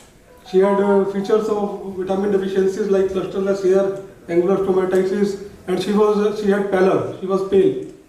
Otherwise, there was no other facial dysmorphism. Protuberant abdomen was there, and rest of the specific examination was grossly normal. So this is her anthropometry. So for diagnosing any soft tissue, we will always say to general pediatricians that you, at each opportunity, you plot on growth chart. That's why where we can follow up and also we can see where the child falters from at which age. So coming to this anthropometry, we can see that weight and height both are affected. The minus 3.24 for weight and minus 3.08 for standard deviation for height. But weight is more affected. Yeah. So weight is more affected. When we plot on the growth chart, you can see that weight is more affected than height. So this gives a clue as endocrine cause of shock. Weight is when more affected, it gives a chronic systemic or nutritional cause. In the other cases you see their height was more affected than the weight. So very important take home message, see whether there is more effect on growth. There is a weight effect or a height effect. So like you mentioned in previous 2 cases, the growth hormone and hyperthyroid, it was the height which was more affected than the weight. The weight was very, very good in both the cases. And in this case, it is the weight which is more affected than the height. So this gives you such a really guide, or you can say, good. Because in the evolution of soft tissue, we have battery of tests from CBC to dynamic growth hormone stimulation testing. And once you see the case, then you can accordingly plan the investigations rather than going for all the investigations. We did a basic workup which showed anemia, which was obvious on clinical examination as well. ES was microcytic hypochromic, no dyselectrolytemia. Vitamin D was low, and serum iron was suggestive of iron deficiency anemia. Can we go to the next slide? So this is the plot on the WHO 2006 and IAP 2015 combined chart. Here you can see weight is more affected than height. We can also plot weightage and heightage, which will show that weight is more affected. Otherwise, it was a proportionate soft tissue. And you can see the familial expectations from mid-parental height. She is 154 centimeter. We target height of around 148 to 160 plus minus 6 centimeter. Very important, if this growth chart is there, height age and weight age. So immediately with that will come to know that this child, you don't need that investigation, all you also not do. You will just come to know weight age is more affected than height age after you have plot 50, draw the 50% as height age, draw the 55 weight age, and when you accept it, then you go straight away to do an investigation, we know this is more effective. So what further you did invest in your hospital, and what were the insights from that, and what is the treatment of that condition? How do you follow this patient?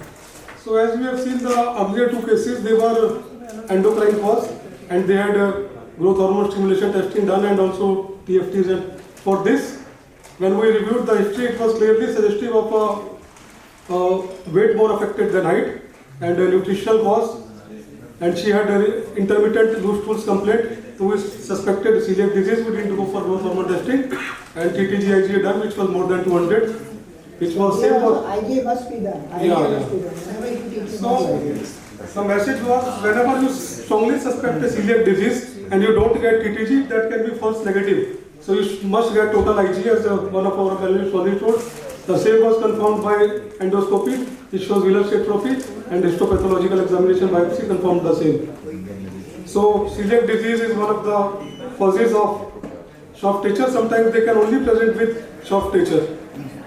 So this is trying to tell you that they don't just every case short stature is not independent. It could be some other cause also there. That is why we made that classification initially. What was there? So once diagnosed, the treatment is lifelong on gluten-free diet and vitamin supplements and high protein iron that is to be supplemented. And they have to strictly follow gluten-free diet. The treatment is quite simple. So can you, Dr. Vinod, can you just give a little idea what is exactly what things should be avoided? I mean, what is wheat, barley, gehu, jaw, bajra. That is nowadays even in malls also you can have gluten-free items available. Gluten-free, इसपे लिखा रहता है sir gluten-free है, gluten-free है. और ये we give them a list, comprehensive list, what is to be avoided. They have pediatric gastro से attach कर दिया था sir. They have celiac disease का protocol. So number one, the hing. It's very common used in Indian, Indian kitchen and Indian cooking. So hing should be totally avoided. There are a lot of patients who don't know this and their parents don't know. So when they give hing, they do. And whenever they come, the IGTP is raised in there. So that's one thing. Lipstick in girls. Two things that should be definitely remembered. Anyway, so there is a diet plan. So how do you follow up this time? So after making her gluten-free, we called her after 3 months, and there was a marked clinical improvement. She became playful, less irritable, and she started gaining weight. And also that it takes time for the antibodies to get negative. And first follow-up was after 1 to 3 months, and then we will be calling her after every 3 months. Histological improvements take 2 years. 2 years. So anybody has any question before we go on to the case? So any questions? In this to make a point is, in celiac also we've published the data that it is not, if the child is not gaining height despite being in remission, you need to evaluate for growth hormone. We published this data that you can have growth hormone deficiency or resistance in a celiac with remission also. So if your celiac is in remission and not growing, just don't leave it that it's not growing because it's celiac. So we have to follow up again and plot on growth charts. Basically, they say celiac is also an autoimmune disorder. Okay, so that's why they're saying you must follow thyroid, you must follow growth hormone, all at the time. Because if you have an IgTP negative, everything is negative, everything okay. You're feeding a child where you're total gluten-free, still is not doing, think of other problems. That's what she's trying to say. You talked about celiac disease. Oats can be given or should be avoided? Yes, what do you say? Oats, I think it should be avoided. It should be avoided, yes. It should be avoided, definitely avoided.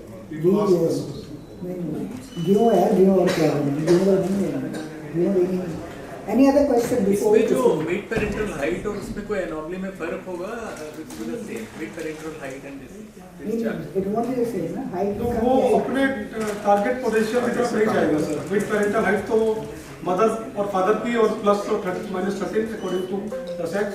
तो mid parental height की तरफ नहीं जा रहा है, falter कर रहा है. Correct. Will falter definitely because height is also affected, weight also affected. So there are a lot of celiacs, are picked on only because of height also. वो आते हैं कहते हैं height कम तो they come only with soft tissue.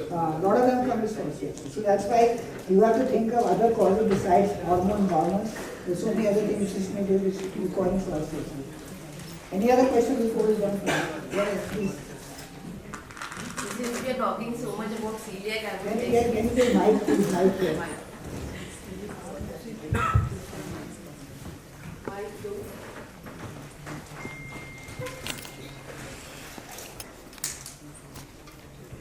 Please introduce yourself before you. Sir, I am Dr. Sufla Saxena. I am head of pediatric gastroenterology at Manipal Hospital, Delhi.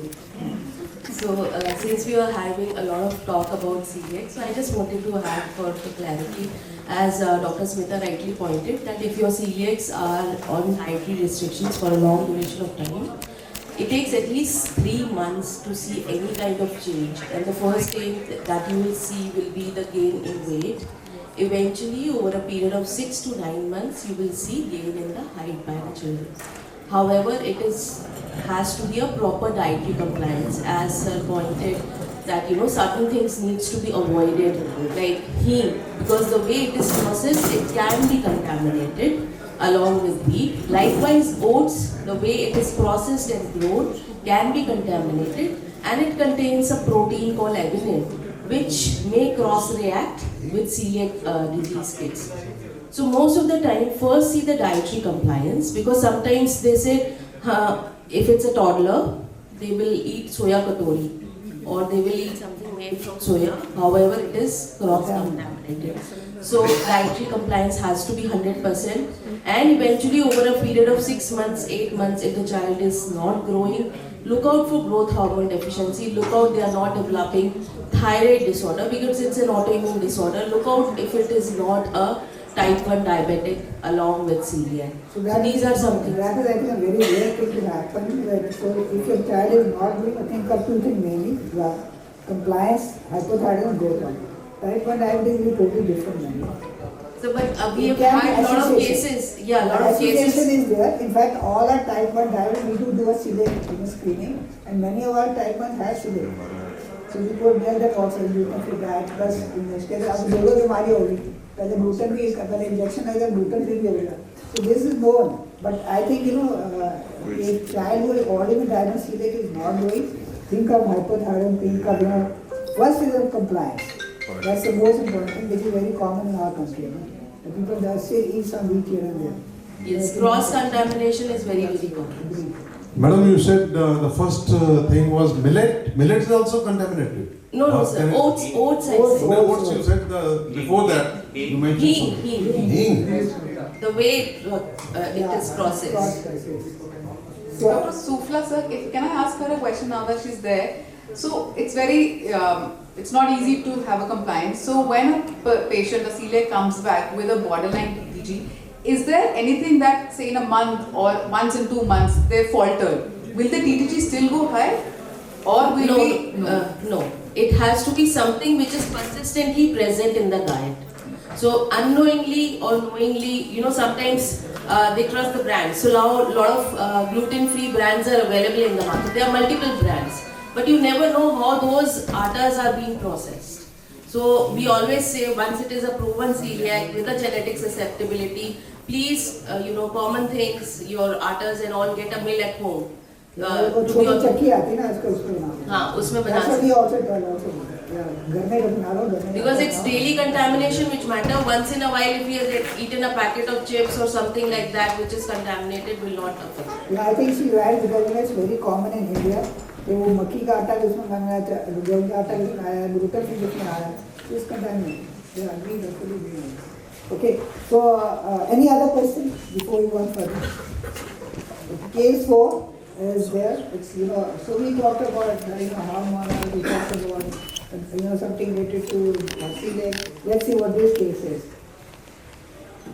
मुझे पता नहीं इतना टाइम से 10 केस में आते रहता हूँ. मैं बिहारी में से male 9 years old, height 119 centimeter, weight 18 kgs. Okay, and this is so doctor, someone will go and plot this on the growth chart because it's a boy blue growth chart obviously.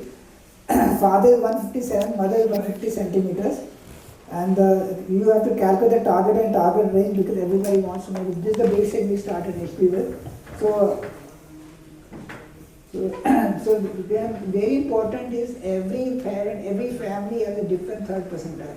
You have to understand it because this is one common growth chart, whether it's IIT growth chart, CDG growth chart, KNR, they all have made it. But all of us have different third percentile. So we have to see with that third percentile whether the child is shortened for that family. For me it will be different, for Dr. Srinath it is different, for Dr. Prashant it is different. Everyone has different because that is very important. So Dr. Sunita, can you please, So, anytime a child walks into our clinic, any of ours, the first thing is to find out, do we need to extensively evaluate this child or not. Every parent who presumes his child is faltering, you have to take a call whether the child is faltering or not. The first, easiest, non-invasive tool that we always say is plot a growth chart. Like sir said, first we calculate the MPH. The MPH is for girls, mother's height plus father's height minus 13 upon 2. For boys, it's mother's height plus father's height plus 13 divided by 2. That's your target height. Plus minus 6 centimeters above or below gives you the 3rd to 9th percentile. If your child is below the 6 centimeters for this, we will see. So in this case, we plotted. We see the child is on a 3rd centile. So by looking at the map, he's on the 3rd centile. He is definitely faltering. He's short for population. So what next? Parents will say the chota. Parents को plot here. Educated parents come with plotted already growth charts, and they say the बच्चा छोटा है, ये देखो कहाँ जा रहा है. So we tell them नहीं ऐसे. So she is going to tell you about that part also. So according to the parents, छोटा है 3rd centile पे, class में भी छोटा है. We have to evaluate. So 157 is father, mother is 150. The target height is 160 centimeters. So the MPH, the target height for this child is 160. So plus minus, how do we create the target range for this child is add 6 centimeters, that becomes 166, minus 6 centimeters, 152. So that's the range. So now if you see on the growth chart, this child is falling in that range.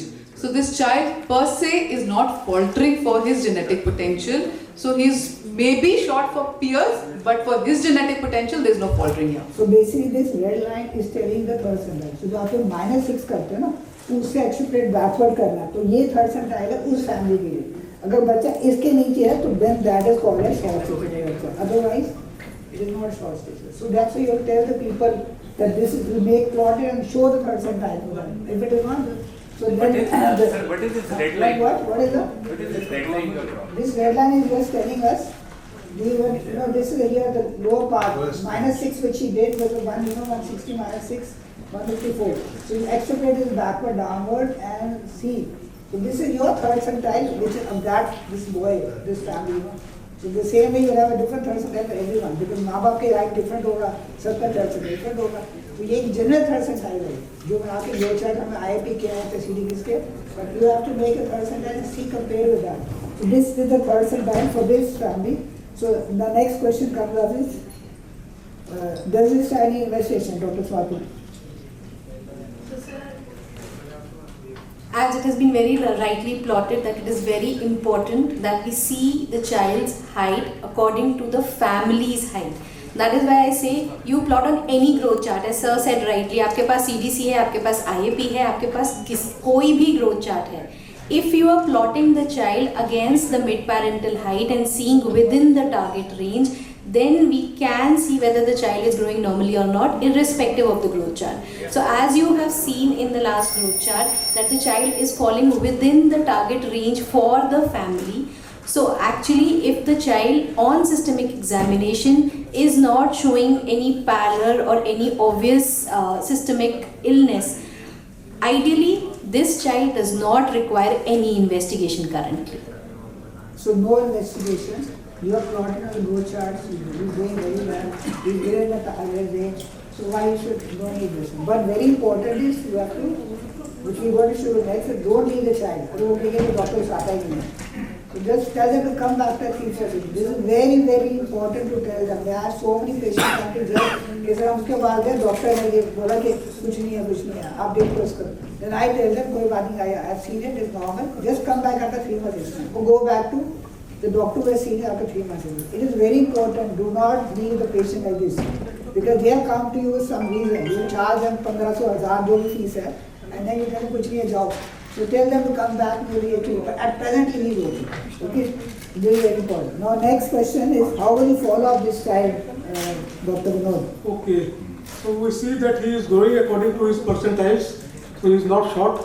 सबसे पहले तो उसको reassurance करना पड़ेगा parents को, as sir said, कि वो अपने familial expectation के हिसाब से ग्रो कर रहा है and he is not short. However, you have to follow him up, क्योंकि अगर he can falter in the future, कोई आपको growth chart पे देखना है, आगे जाके वो falter कर सकता है, then he may need monitoring. So growth velocity will follow every 6 monthly. What is the growth velocity? So no, so very important. He is told that follow growth velocity. Now this child, I will tell now, I think it's going to be Dr. Swati also. Above child is 125 centimeters after 6 months. पहले 119 centimetre था, 6 हुआ, 121.5 हो गया. हमारे पास दोबारा आ गया, मेरा बच्चा वो ही नहीं कर रहा. So you want to know that whether the child is going well or not. So he is calculating height velocity. So how we calculate is change in height in centimeters upon the change in time in years. Okay. So Dr. Swati, what do you think what happened in this child? So as sir has said, this is how we calculate the height or the growth velocity. Now one thing very important that I want to point out here is that when this child came to us, we just knew what is the child's height and weight right now is. If this child would have had his growth plotted prior to this also, we could have got very good growth information about this child, and we could have, reassured the parents much more effectively when we can show that the child is growing on the same percentile. So the child is growing well actually, because with just one height and weight, we are not able to reassure them very effectively, and they would ask, kuch test to karo, and you would be just doing unnecessary tests just to pacify them, which is not required. So if we have the previous growth data, it becomes very much easier to show them that whether the child is growing normally or not. So as I said, this is how we plot the height velocity. So in 6 months, the child had grown 2.5 centimeters. So you can say in a year how much the child would grow, that would be 5 centimeters. For this age, growth velocity that we look for is 5 to 6 centimeters in a year. So actually this child has normal growth velocity for his age and for his sex. So the take home message from this is, Doctor Pediatrician, please start plotting on the growth chart from the beginning of बच्चा तुम्हारे पास. यहाँ India में क्या है कि newborn पैदा हुआ जिस डॉक्टर मेरे पास I have got all the reference all over India there. So everyone comes the same question. Me tell me हम उस डॉक्टर हम शुरू से दिखा रहे हैं. मतलब न्यूबॉर्न था उसका वहाँ वैक्सीनेशन हुआ फिर सेकंड वैक्सीनेशन तो उसी को दिखा रहे हैं खांसी जुकाम ये वो फलाना. पर आज तक कभी से मैंने ग्रोथ चार्ट नहीं प्लॉट किया. So please start doing that. Even if you train your assistant, clinical assistant नहीं हो तो हमारे पास होंगे. या कोई भी होगा उसको बोला ऐसे आएगा पेट लगा रहे हैं बिल्ली लगा रहे हैं दिखा रहे हैं खत्म फाइल में डाल. So what will happen is that all this investigation, what you say, and all is nothing will be required because you keep on telling them, reassuring them, telling this. And it's very, very common, normal variant shortages. So many of your female shortages come. They don't need any invest, they don't need any treatment, nothing required. So we have still 5 minutes. I didn't know that, I will have done so much. Sir, I have a question for Dr. Swati. She's plotted this 9-10-year-old boy. Everything is going. Is there another thing that condition where this normal variation of 5 centimeters may not be adequate? Which we've not discussed in this case. Yes, that's a very good question. So if very, very important that please look for the pubertal status of the child. Especially in girls, boys maybe, but especially in girls, you should check for the pubertal status because we are all seeing that the girls have started developing very early these days. So if the child is in puberty, then your growth velocity changes. As we all know that they have a pubertal growth spurt in which you have a growth velocity of about 7 to 8 centimeters per year in girls and about 8 to 10 centimeters in boys. So that is why in that scenario, this child would not be doing very well. So that is why it is very important that complete physical examination of the child should be done irrespective of the age. Yeah. Puberty, because early puberty onset these days, one has to be really careful and keep on checking because girls are 7-8 years of getting early puberty now, boys also going on before we know it's longer. Now too many cases of early puberty coming, so that's why you have to be careful. And that's another even a short stage, early puberty, early menarche short stage. Okay. So, in the first case where the growth hormone deficiency was shown, the child presented at around 5 years. So, generally, what is the age? No, not present 5. They came at 5 years. They came at 5 years, okay.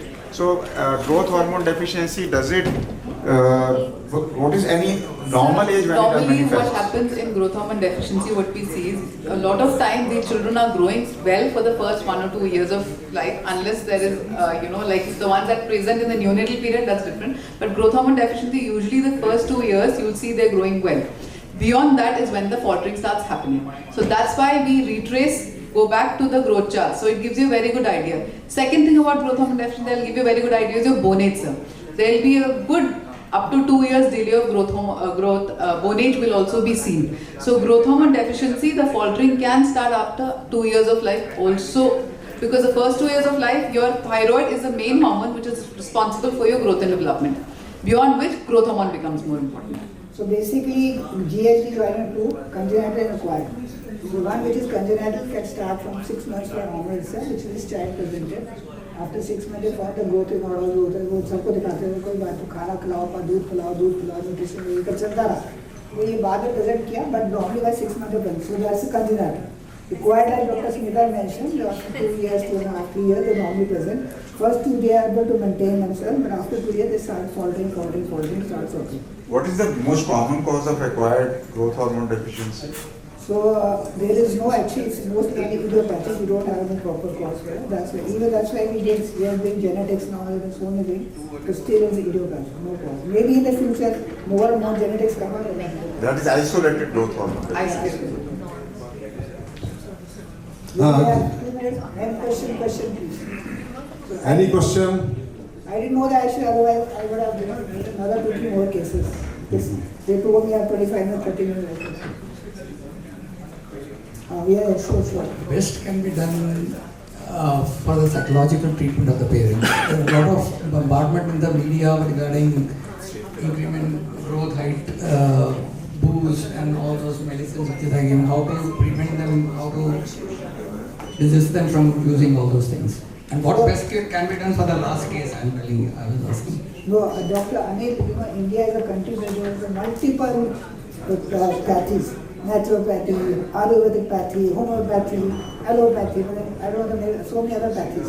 So therefore, every father or mother will want to do the best for the child. Understand? So it's very difficult for as an allopathist, books and psychology में ये ठीक है कुछ नहीं इसको पता ही नहीं है बस कोई से होम्योपैथी को अपने 5 गोलियां खा लो ये खा लो मुझे तो हाई टैक्स 3-4 हैं मेरे पास बहुत सारे होम्योपैथिक डॉक्टर आते हैं दिखाने के लिए से भाई नहीं बोलना तो वाई क्या हुआ. So this is very common. You cannot make a, because they will still go. They go some Ayurvedic research. Yeah, they will rather harm them. Yeah, so this happened in many cases. And just asking you, how many cases you are saying in which a child, such a child, age 4 type, have gained more than 6 centimeters or still far? So I tell you very frank, I have a lot of doctors' cases who are normal, very short cases where I have used both hormone in them to make them tall. यहाँ पे भी एक तो बैठे hall में उनका भी किया है बेसिकली क्या है कि it's only for doctor because it is not approved by FDA, it is not approved by any agency does this. But I have seen results in some cases, when you start early around 4-5 years of age and the growth is good, investigation and everything normal, you start growth on it. And you delay the puberty, you get a very good result. Sir, I have a question for you. Since we're on this topic, familial short stature is a classification under ISS. So is that not a case-to-case basis grey area where we can, depending upon if the child is extremely short for not faltering, familial short stature, but extremely, a boy reaching 154 centimeters, he may be age appropriate, height appropriate. But is that not an area where we should decide case-to-case basis whether to treat or not? We should decide on case-to-case basis because we know maybe we can help this child in better in life and maybe so that's one thing. What we do is we monitor them, we start growth hormone in the thing, but where it is not approved by anything, and follow them out gradually. So if this child at 9 or 10 years goes to the puberty, we start GnRH. So there are a lot of doctors, बहुत अच्छे हैं, and so then we start GnRH, then we start GnRH, they don't go to puberty, but still grow, and then they reach about height, and then start puberty at 13-14 years. Thank you. Yes. Doctor kids. उनको समझ नहीं आई ना समझ नहीं आई इसको कैसे बताऊँ कर रहे हैं आपने क्या कर दिया Thank you very much, Dr. IFS Co-Chair. We had a great discussion. Need a thunderous applause, I must say. And there was a good interaction from audience also. I'm grateful to talented and highly talented panelists, Dr. Smita, Dr. Swati, Dr. Vinod Kumar Gupta. We had a wonderful discussion. And one loud and clear message from my side, must plot growth chart whenever the child comes to you. So let's give a big lead behind the panelists.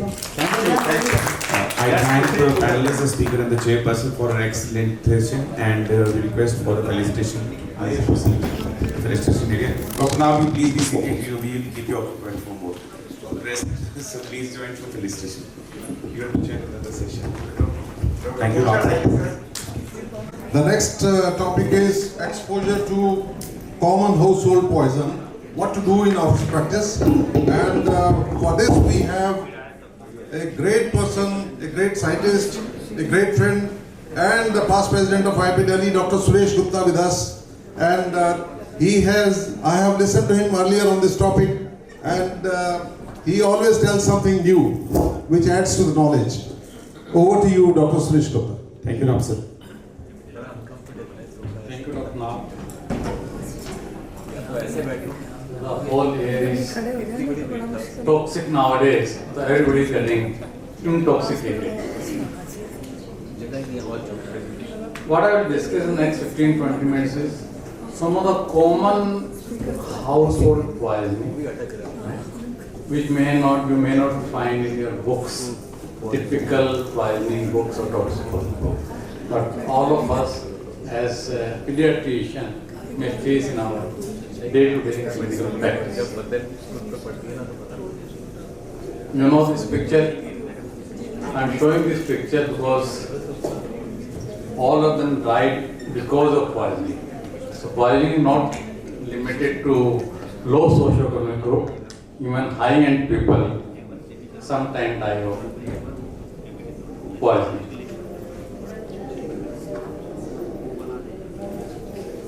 Fortunately, 60% of children who get poisoned actually, it's mostly not very serious condition, but the children who are adolescent who have suicidal kind of tendency or intentional ingestion, they are the ones which are more serious. So in this presentation, we will talk about how to approach a child with suspected poisoning, and the component include initial GI decontamination, preceded by initial stabilization, toxidome identification, use of antidote, and community resources which are available where you can call them and find out if any antidote or any treatment is available for this thing. Whenever we talk about poisoning, first thing which comes to our mind is antidote. Right? This is antidote care. This is for which I get most of the calls. But let me tell you that as a human being, we added more than 2 lakhs new molecules on this earth which never existed. And all of us as an individual may come in contact with 20,000 of these new molecules which may be toxic to our body. And you know how many antidotes we have? Only 20 antidotes. So 99% of the poisoning will be managing without antidote, and still we can save them by following simple principle of airway, breathing, circulation and stabilization. Let me talk about little about GI decontamination. Take this boy who ingested 4 tablets of thyroxine, 50 microgram. The question is, what will you do with this child? He has come to you within half an hour or 15 minutes. Will you do gastric lavage for this child? Or let it be like that? Or do you activate charcoal? Lavage within 1 hour we can do. So when I talk about lavage, time is one of the factors, let me tell you. And equally important is to see whether the child has really ingested a toxic dose of that drug. In this child, you see he has ingested just 200 micrograms, right? And it's not going to cause anything to the child. So it's absolutely safe for the child, nothing to do. I will not do any GI decontamination, gastric lavage or activate charcoal.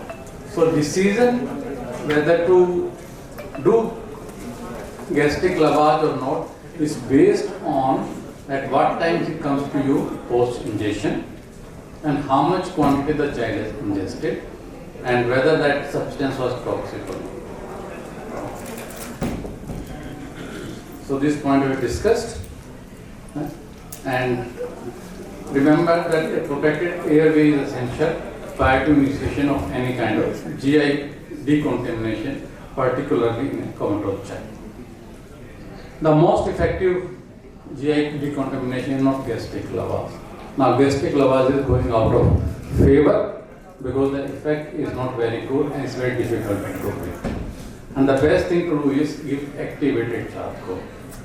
Right? And the dose of activated charcoal is 1 gram per kg. Dose is important here. And suppose there is a 20 kg child. How much charcoal you will give? 40 or 20 grams. Right? We don't have charcoal powder. We have charcoal tablet only. And each tablet is only 250 milligrams. Right? So how many tablets you will give to this child? 80 tablets. Yeah. So do not get scared by the number of tablets. This is a message. Take 80 tablets, crush them, mix them in saline and make the child drink. You can add little coke to make it a little more tasty. Right? So here we are not doing just some gas absorption like we do in X-ray abdomen. It's a case of poisoning where 4 tablets per kg has to be given. Coke won't irritate the stomach further? Just to make a little bit tasty. Again, vomiting is no more used as a stressed. Gastric lavage is also going out of favor. Take some cases. This is a 4-year-old boy brought to emergency room with history of irritability, sleeping more than usual, and the child is inactive. And the child had mild developmental delay. An examination, child was lethargic, little tachypnea and circulation. Skin was pale and sweaty. And these are the vital signs. Child has tachycardia, BP normal. Tachypnea is here, temperature little on the higher side, weight is 12 kg. And child is given 250 ml of normal saline, thinking that child may be in early stage of shock because of tachycardia. A blood sample is taken and child passed reddish black urine in ER. And these are the investigation shows severe anemia or hemoglobin of 3.2 with reticulocyte of 22% and high TLC, urine hemoglobinuria. So, what the case can be? Haemolysis mothball कपड़ों में डालते क्या? No, I will not say that this is mothball over here. At this point, I will say it's an intravascular hemolysis. You are thinking of poisoning only because this lecture is the poisoning. Cause of intravascular hemolysis may be some poison. So this mother says this child has ingested a mothball 5 days back, not yesterday, right? And the treatment which was given was blood transfusion to alkalize the urine and monitor renal function. G6PD level in this child was normal and repeat after 3 months was low. My question, what are these mothballs? ये जो सर्दियों में कपड़ों में डालते हैं So there are 2 kinds of mothball. Naphthalene. There are 2 kinds of mothball. Remember, naphthalene, that white milky goli, and the other is para-dichlorobenzene. Naphthalene is a highly toxic compound. It has been banned in the West to be used as mothballs because of toxicity which it causes, like intravascular hemolysis, methemoglobinemia, GI disorder or GI distress, and including convulsion. Para-dichlorobenzene, the like ordinary kind of stuff, is minimal toxic. So whenever you have to use para-dichlorobenzene rather than naphthalene. In this child, if you remember, this child developed intravascular hemolysis 5 days later, not immediately. This child ingested mothball 5 days back, not immediately. So intravascular hemolysis is a late complication. It occurs towards the end of the first week, not within 24 hours. First 24 hours, the symptoms will be limited to GIT, like severe vomiting, abdominal pain or diarrhea, or convulsion. And sometimes we discharge these children after 24 hours, bacha theek hai, le jao. But this child can develop intravascular hemolysis after 3 or 4 days. So you always call these children with naphthalene poisoning to come back and for a re-examination to see whether this child is developing anemia or jaundice. If the child is developing these symptoms, it means child is developing intravascular hemolysis. And sometimes you are not sure whether this is naphthalene ball or paradichlorobenzene. In that, you can take an X-ray of the abdomen or the substance, and there you will find that naphthalene ball will be little less radiopaque as compared to paradichlorobenzene. Another 3-year-old boy, mostly you find that this is the age when all these things happen, because the children are very curious at this age, exploring their environment. So between 2 to 5 years is the phase where all this kind of household poisoning happens. So this child has taken one piece of camphor, following which father tried to induce vomiting, but nothing happened. Child rushed to ER. In examination, right, 1 hour after injection, which is child looks absolutely fine, no symptom. So how long this child should be observed in emergency room? Should I admit for 24 hours? Or after observing for a few hours, I can send this child home? Remember that this camphor is terpene ketone. You may not remember the chemical name. Camphor is poisonous, but its metabolites are not poisonous. And this camphor gets metabolized very fast in the body, right?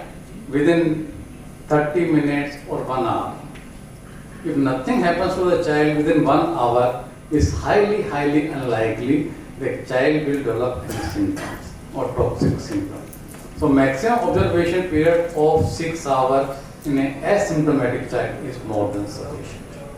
So you can see that each poisoning is different. Here I am very safe even after 6 hours of observation.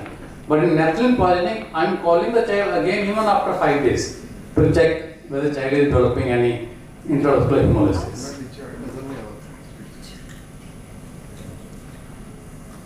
One more boy ingested 1 small pellet of rat poison 1 hour back.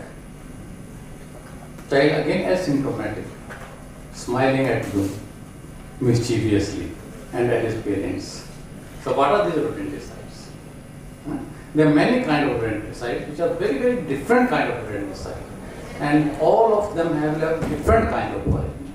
So I will take those scenarios only which are relevant to our urban area kind of thing, which you will find our households. So common one, the commonest will be warfarin or super warfarin. The other, barium carbonate, zinc phosphide, arsenic, aldicrab, red squill or phosphorus. Only thing which is approved to be used as rodenticide by the government is warfarin, which is a standard thing.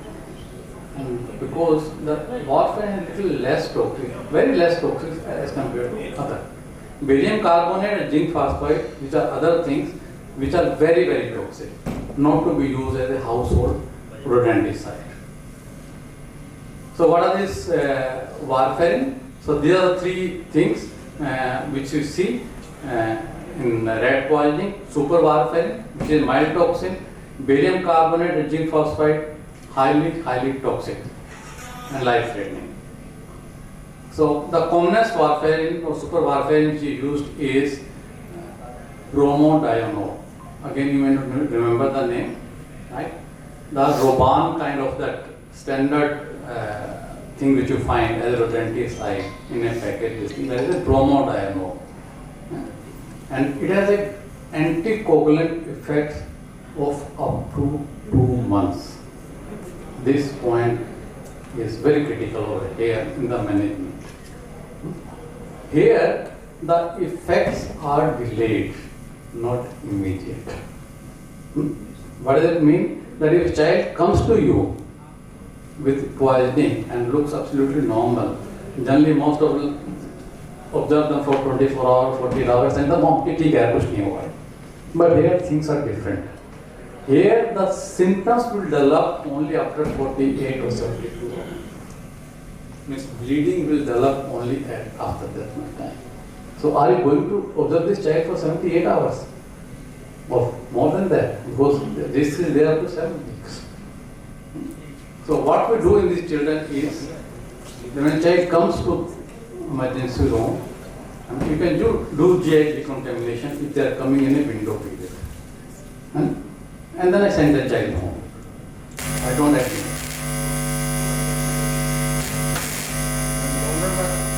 And then form them back again.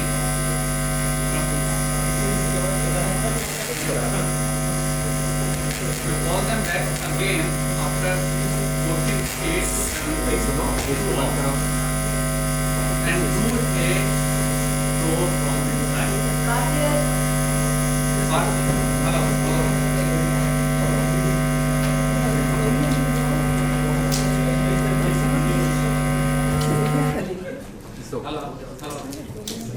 Hello. आवाज आ रही? अच्छा ठीक है. So you do the prothrombin time at 48 to 72 hours in the OPD. If the prothrombin time is normal, it means child has not ingested a very significant amount of this rodenticide. If the PT is prolonged, then I know that significant amount has been ingested. And this patient will require vitamin K multiple doses. If it is very prolonged, of course, then you admit it. If it is slightly prolonged, you can monitor this child on the OPD basis, giving vitamin K every 3rd day, 4th day, depending on what is the PT prothrombin time. Next question comes is, can we give vitamin K to all the children who ingest warfarin as a prophylactic? ये होगा ही नहीं. But if you give vitamin K prophylactic in emergency room itself, what will happen when the child comes back to you after 48 hours and do a prothrombin time? It may return to normal for a short period. And you may think कुछ नहीं ठीक है. And you may not monitor that child. So never use prophylactic vitamin K in these cases. That is a message. So there is no need of admission, right? In this kind of poisoning, and you do the prothrombin time at 48 hours. Other two rodenticides, barium carbonate, is highly toxic, right?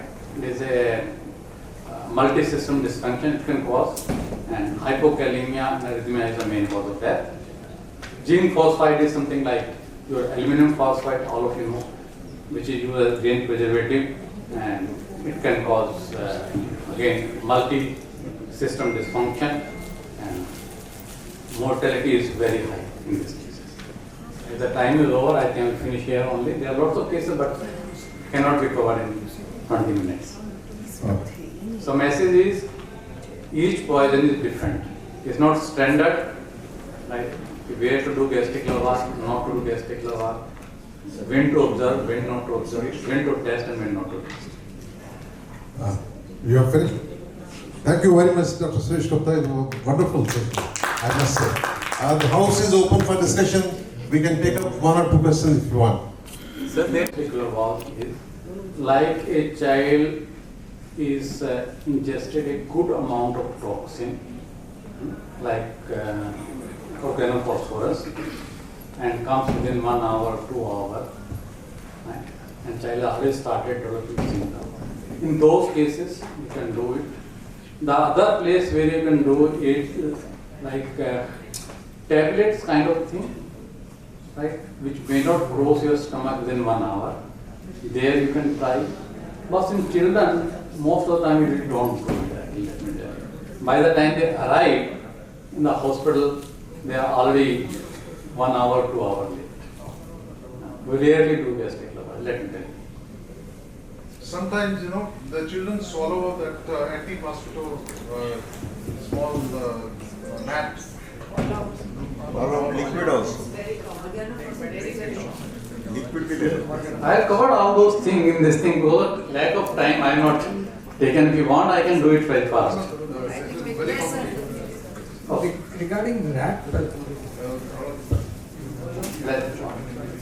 Just regarding mosquito repellent. What are these mosquito repellent?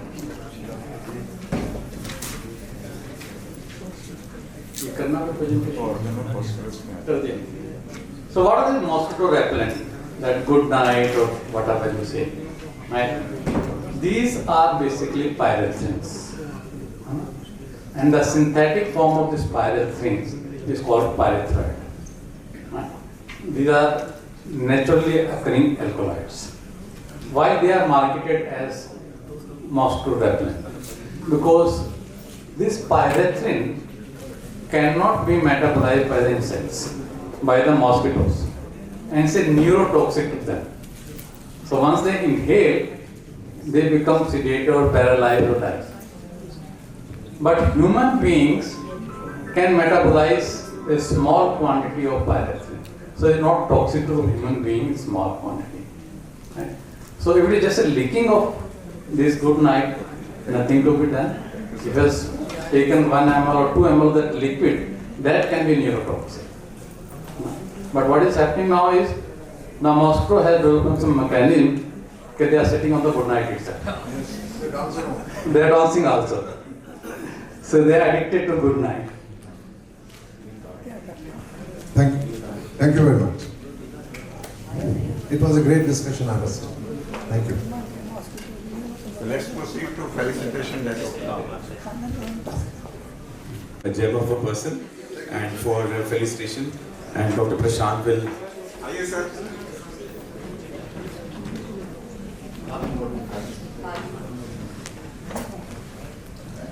Pediatric orthopedician's perspective, I would like to invite chairpersons Dr. Manocha and Dr. Richa Malik.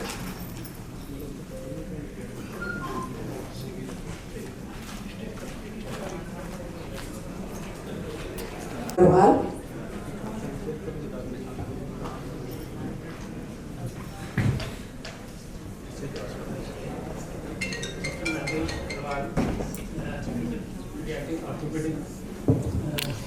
Surgeons, articles at various international platforms, complete over 1,500 clubfoot treatment. I will invite Dr. Nargesh Agarwal to please deliver the. Thank you, sir. My name is Dr. Nargesh. I am pediatric orthopedic surgeon. So today we are covering this limping child. So limping is very common in children, and I think everyone see 1 or 2 cases daily in a pediatric orthopedic with a limping child. So first of all, we need to know what is the normal. So normal gait is basically it's a rhythmic, coordinated rotatory movement of the pelvis. So basically, there is a retropulsion and the propulsion movement which involve in the gait. So we divide the gait into 2 parts: stance phase and swing phase. So further subdivision is there in the stance phase and swing phase, including the heel strike, mid stance, and toe off, and the swing phase, acceleration, mid deceleration phase. So this is the basically further detail of the heel strike, stance phase. Main 3 part of the stance phase is there: heel strike, mid stance phase, and toe off. And swing phase is an acceleration, mid swing, and deceleration phase. So usually what usually we decide with the ingoing and the outgoing. What is the normal? Normal around the 7 degree of the outgoing, 5 to 7 degree of the outgoing is normal, is normally considered. Okay. So what is the vertical displacement? When we can decide there is an abnormality, usually the 5 centimeter up and down is the vertical displacement. The vertical displacement maximum at the mid stance phase. So the 5 centimeter down of the pelvis and 5 centimeter above the pelvis is considered as a normal. And lateral displacement 5 centimeter this way and 5 centimeter this way is considered as the normal. So first we should know the normal, then we can come down to the abnormal thing. So what is the normal variation? Many of the parents come to pediatric OPD, sir मेरा बच्चा उंगली पे चलता है, tone heel नहीं देता है. Most of the time it's a habitual part, and we should counsel the parents about the habitual thing. Ingoing is also considered as a normal in first 4-5 years. So we need to counsel them. Tibial torsion is also considered as normal, and metatarsus adductus, which looks like a clubfoot. So we have to consider the metatarsus adductus. If it is a mild case, so it should be as a normal variation of the foot, and it should be normal with the time. So basically, there are 3 major factors which cause the limping in the child: is the pain, weakness, and some structural issues like bow legs and some kind of pathies, neck shortening, box avera, and kind of the structural issues can lead to limping in the child. So history, there are different age group and different reason for the limping in the child, like toddler, transient synovitis, septic arthritis, discitis, fracture, cerebral palsy, many other causes. And then like 4 to 10 years, transient synovitis, septic arthritis, Perthes disease. Adolescent skiffy is very dangerous, and we should look after of it as well. Skiffy, which may lead to the damage to the hip joint. The history, we always ask for the male or female child, pain है कि नहीं है, location कहाँ पर है, बच्चे को pen activity के साथ में वो पेन बढ़ रहा है कि नहीं बढ़ रहा है, ड्यूरेशन कितने दिन हो गए हैं, number of the joint involve, is there any swelling in the joint. So what are the red flags where we should worry about? So children, if it less than 3 years comes to us, we should look after the septic arthritis, okay, because these are the red flags we can't miss, okay. Children with less than 3 years, septic arthritis, the child with not able to bear the weight, we should look after the reason of the. If child comes to me, मेरा बच्चा पैर ही नहीं रख पा रहा है, then we should be little worried about limping. And if there is any fever or then is systemic illness, or if the child is obese, more than 10 years or 9 years of age, most of the time male child comes to us with the pain and the limping, we should look after the skiffy, slip capital femoral epiphysis. Ingoing is a good boy, means sometimes it's considered as a normal variation, we should not be much worried about it. And outgoing is a bad boy, so we should be like DDH, skiffy, cerebral palsy. So these are the 2 boys, good and bad, so we should look after of it. So ingoing it is very common, like metatarsus adductus, tibial torsion, excessive femoral torsion. Most of the time the femoral anteversion is very high. When the child born, the femoral anteversion is around 50 to 90 degree. This comes down to normal around 10 to 15 degree by the age of the 6 to 7 or 8 years of age. So we should avoid the double sitting position and ask them to promote on the cross-leg sitting position. And most of the time ingoing weight जो है वो अपने आप ठीक हो जाता है. We should counsel the parents. So we should always examine the child from the front by sitting on the chair, and child should face you and comes towards you. We should look after the toe position. If it is within towards a straight line, it is ingoing gait. So this is the child of the ingoing gait. We can easily see child comes towards us with a foot progression angle towards the inside. This is a 20 months old child, otherwise normal, double sitting obviously positive. So what we need to do is a reassurance and counseling of the parents, then things will improve with time. This is the outgoing child. Typical outgoing is present. The 5-year male child comes to us with a sir मेरा बच्चा इस तरह से चलता है. Always look after the hip. We can't miss the hip. There is an examination. There is a dislocation of the hip joint was present. So 5-year male child need to evaluation of the hip. Abductor muscles are weak. Foot dorsal flexors are weak. X-ray of the pelvis. Look for the DDS to be ruled out. Okay. So now come on to the pathological. There are muscle weakness, deformity of the joint, and the neurological disorder will be there. Type of the gait is entalgic gait, muscular paralysis, spastic, flaccid, ataxic. So different type of the gait is there. So due to abnormal deformities, like if the muscles are tight, the child comes to us with equinovarus gait, equinus gait, calcaneus gait, knock knee or bow legs gait, general recurvatum. Entalgic gait is a compensatory gait. Child try to avoid the weight on the particular painful limb. There is a lack of the stance phase. Immediately बच्चा क्या होता है पैर पे वजन रखते हटा देता है. There is a short stance gait, like this. So there is a short stance gait. Stance, entalgic gait and the Trendelenburg gait दोनों देखने में बिल्कुल सेम लगते हैं. दोनों में वर्टिकल डिस्प्लेसमेंट ज़्यादा होती है. So आपको ऐसा लगेगा ये तो entalgic gait है कि entalgic gait में stance phase कम होता है, Trendelenburg gait में stance phase ज़्यादा होता है. So compensatory gait pattern adopted in order to remove or diminish the discomfort caused by the pain in the limb. Characteristics is increase in stance phase and decrease in stance phase is affected in result in the decrease swing phase. So this is a child with a entalgic gait. 9-year female child comes to my OPD with a typical not allowing the weight, the high grade fever, CRP more than 150, swelling present over the thigh area, tenderness present. What next? We should always look after the, because this kind of the painful child comes to me, then I definitely look after the septic arthritis. Because this child comes to be after the consultation of the many ortho. So there is a normal X-ray, This X-ray is normal. If you see this X-ray carefully, there is a ballooning of the mid physis. Okay. So if you can see, there is a clear-cut ballooning of the this radiolucent area. So MRI is required. So MRI will see there is a gross collection in the intramedullary collection of the child, and this is the intraoperative picture of the child. There is a huge pus collection in the marrow. Immediately decompression and the child leads to normal life. This entalgic, again, the soft tissue injury comes to me, 20 months old child with walking with a foot inversion. Okay, so typically child is trying to avoid the weight on the medial side of the foot because typically injury is medial. Maybe soft tissue, maybe fracture. So we should look after the this soft tissue injury as well. This of the child especially, there is a complete resolution of the head of the femur. So if you see the gait of this child, you will wonder how this child is walking. Just see. This child is walking with this kind of the scissoring gait. So none of the parents can accept this kind of the scissoring gait. This child is walking like this.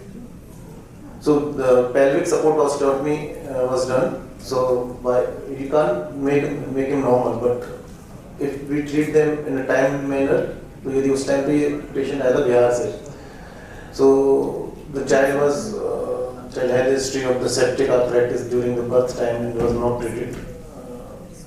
The short limb gait, again this is the short limb gait compensated by the pelvis tilt. If the compensation is more than 5 cm may lead to the short limb gait. This child recently operated by me in last year.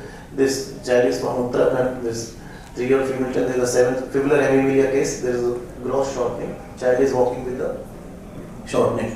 The limb lengthening surgery was done now. At the age of this is a fibular hemimelia. Only the tibia is present, leads to the shortening.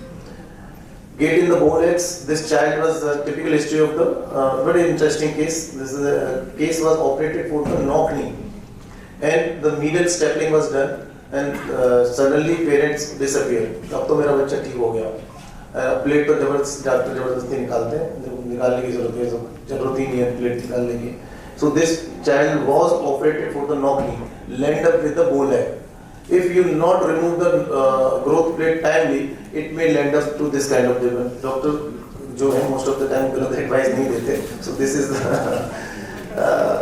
fault from the parental side. They did not report to the doctor in a timely manner and leads to this kind of the deformity. Knock knee converted to the bow legs. This is the case, same case, with medial stapling was done. Even this much of the stress was there. Plate ने उन्होंने बोला तुम नहीं तोड़ोगे, नहीं तोड़ देती हूँ. तो ये the bone ने इसको screw को तोड़ दिया. This kind of the stress was there. So ultimately the surgery was done, there was a corrective osteotomy was done. This is the windswept deformity, again we usually see in the cerebral palsy or decades cases. This is complete, because of the calcium deficiency, we see this kind of the gait. So corrective surgeries can be done. But stiff hip gait, mostly seen in the hip joint, Perthes disease. This case is the last case. What all corrective surgeries are done in these kind of cases? Corrective surgeries? Yes, sir. What kind of corrective surgeries? Sir, most if child comes to us at a time and the growth plate available है, तो we can do the medial epiphyseal disease or lateral epiphyseal disease. यदि knock नहीं है तो medial epiphyseal disease कर दो और wall है तो lateral epiphyseal disease कर दो. So it is just a day care surgery. Hardly 1 centimeter incision लगता है जिसमें छोटी सी प्लेट लगाते हैं और बच्चा जैसे जैसे बच्चे की ग्रोथ होती है बच्चा करेक्ट हो जाता है. And lengthening? लिम्ब तो सर हम डिपेंड करते हैं बच्चे की शॉर्टनिंग 6 सेंटीमीटर या उससे ज़्यादा है तो हम पहले कर सकते हैं, नहीं तो फिर हम जब बच्चा का एज 8-10 साल के आसपास होता है तब करते हैं. Thank you, Dr. Nargesh, and it was a wonderful presentation. Just want to add few things that one of the most challenging cases personally I've seen to Nargesh and have very amazing results.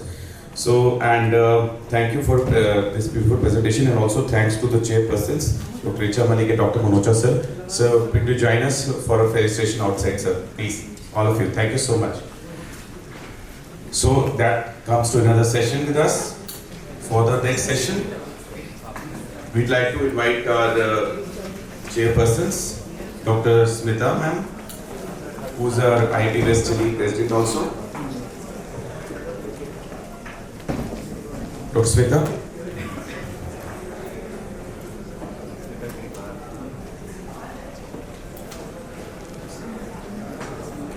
And also Dr. Deepak Singla, if he's here. Singla sir. Dr. Shweta Gupta. Ma'am, please.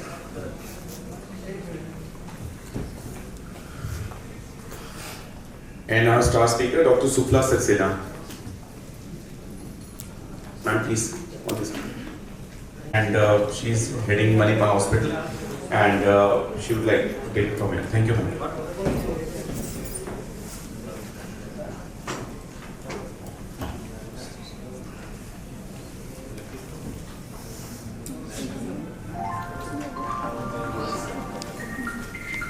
Thank you for the introduction.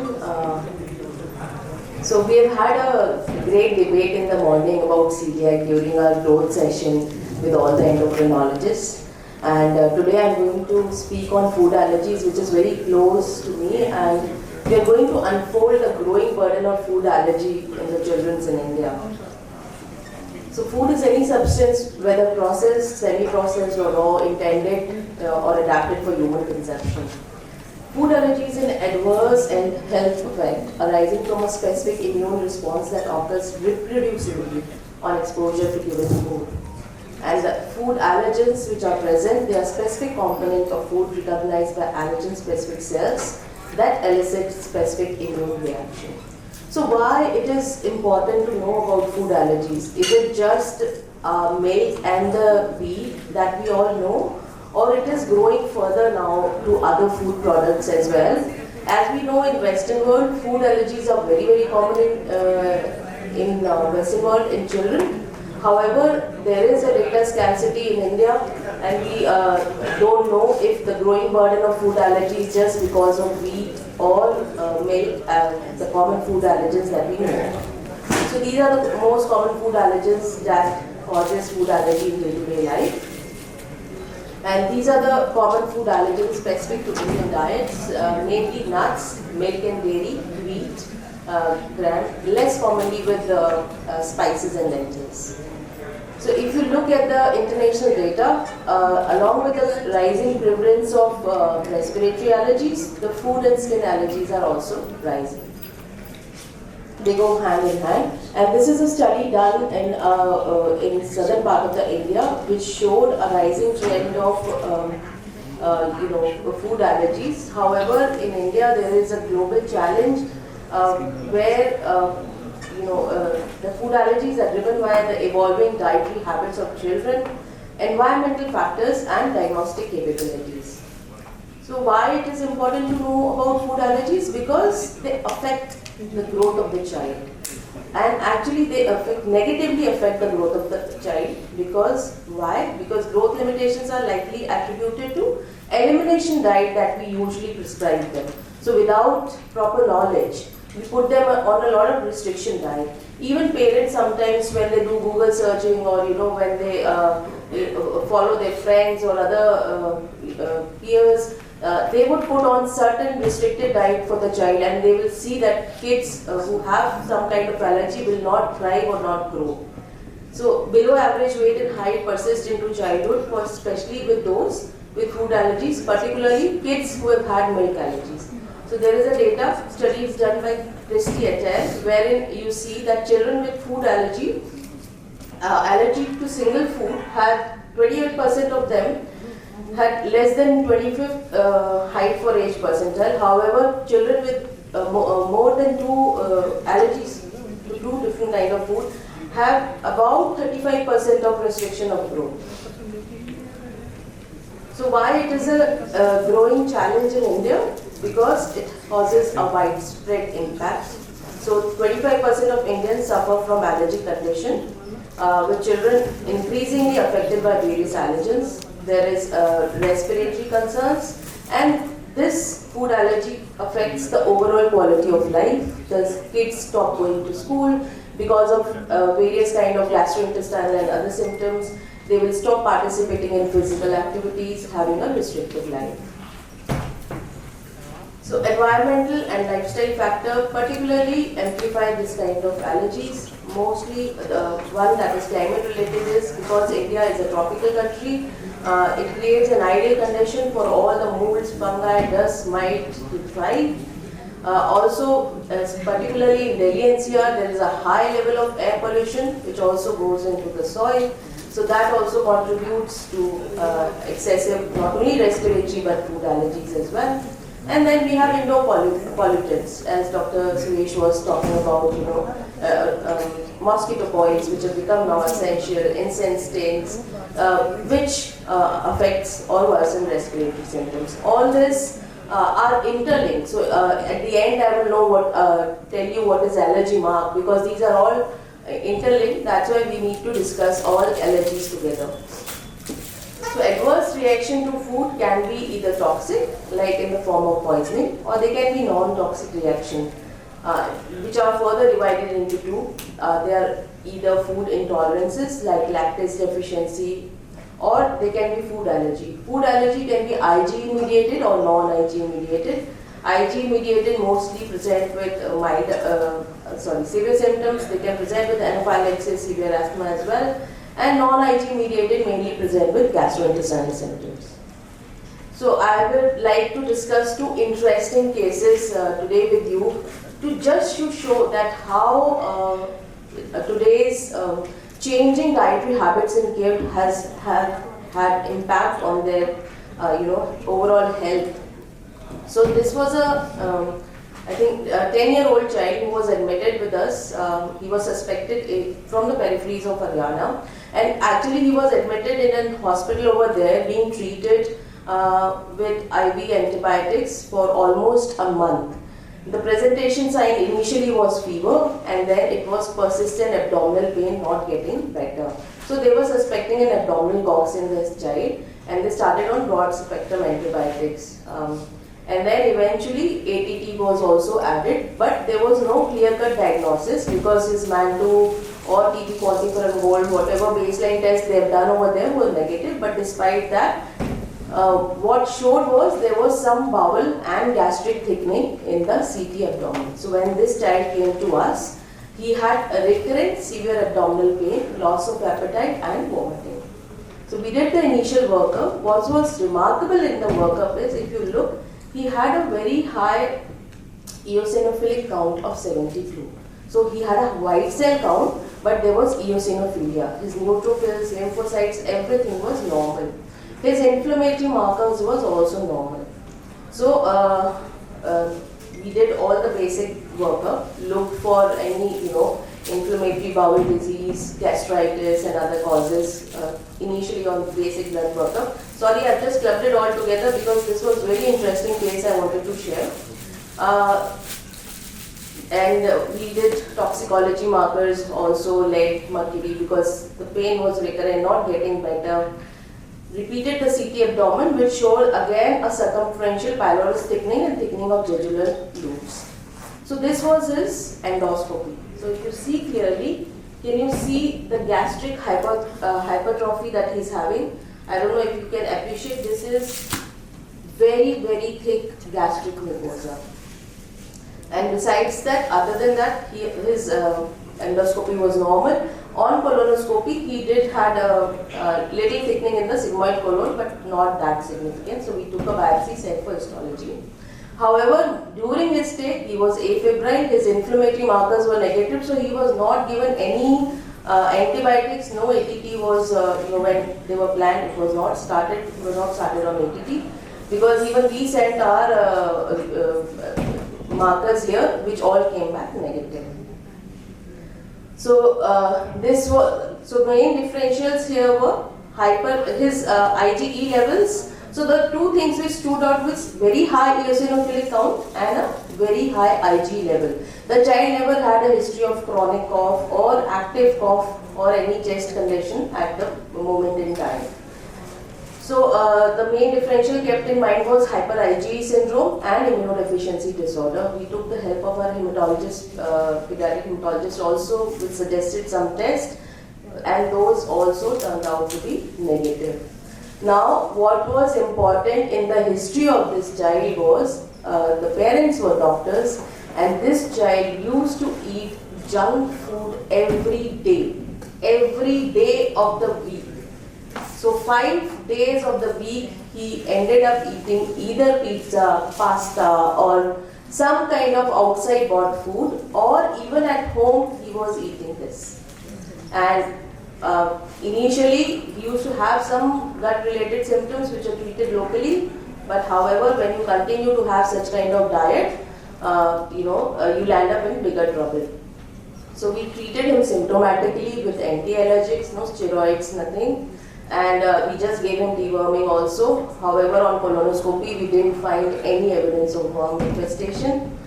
Over a period of time, his Ig level corrected, came down, his eosinophilia got better. We also did a genetic investigation in case if we are missing on any, immunodeficiency disorder or any other disorder which might be leading to this. It's been almost 4 months. He has had a repeat CT scan which has shown that this gastric hypertrophy has subsided a lot. He has been put now on a healthy, nutritious diet. So this is what happens. We don't know. It was not celiac. It was maybe not. He might have had early milk allergy, but there could be some food allergens present in the food that they are eating, leading to this kind of condition. There is no active data so far from India wherein we collect, because the patients are dispersed among pediatricians, gastro. So we don't never have a collective data that outside junk food can have long-term effects on kids' health. Second, biopsy report shows eosinophilia. Yeah. Eosinophilic gastritis, basically. Yes, eosinophilic. So it was not very significant in the biopsy, but they had eosinophilia and there was no evidence of any malabsorption injury. No, we didn't give steroids. Just some anti-allergic for some time. That too we didn't know that it's gonna help or not because, and we gave him deworming and just baseline treatment for gastritis. But a complete and thorough investigation in such cases are very necessary because we might miss out on something. Another case, 6 years back, he was referred to one of our fellow only. Severe 6-year-old male child, severe abdominal pain, GI bleed.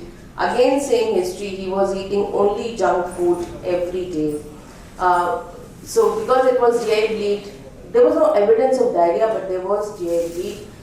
We did all the regular IBD markers, blood test, and he has had already oral antibiotics before coming to us. And this is the colonoscopy which was there. So this is picture of sigmoid colon, and if you can see that internally transverse colon is fine.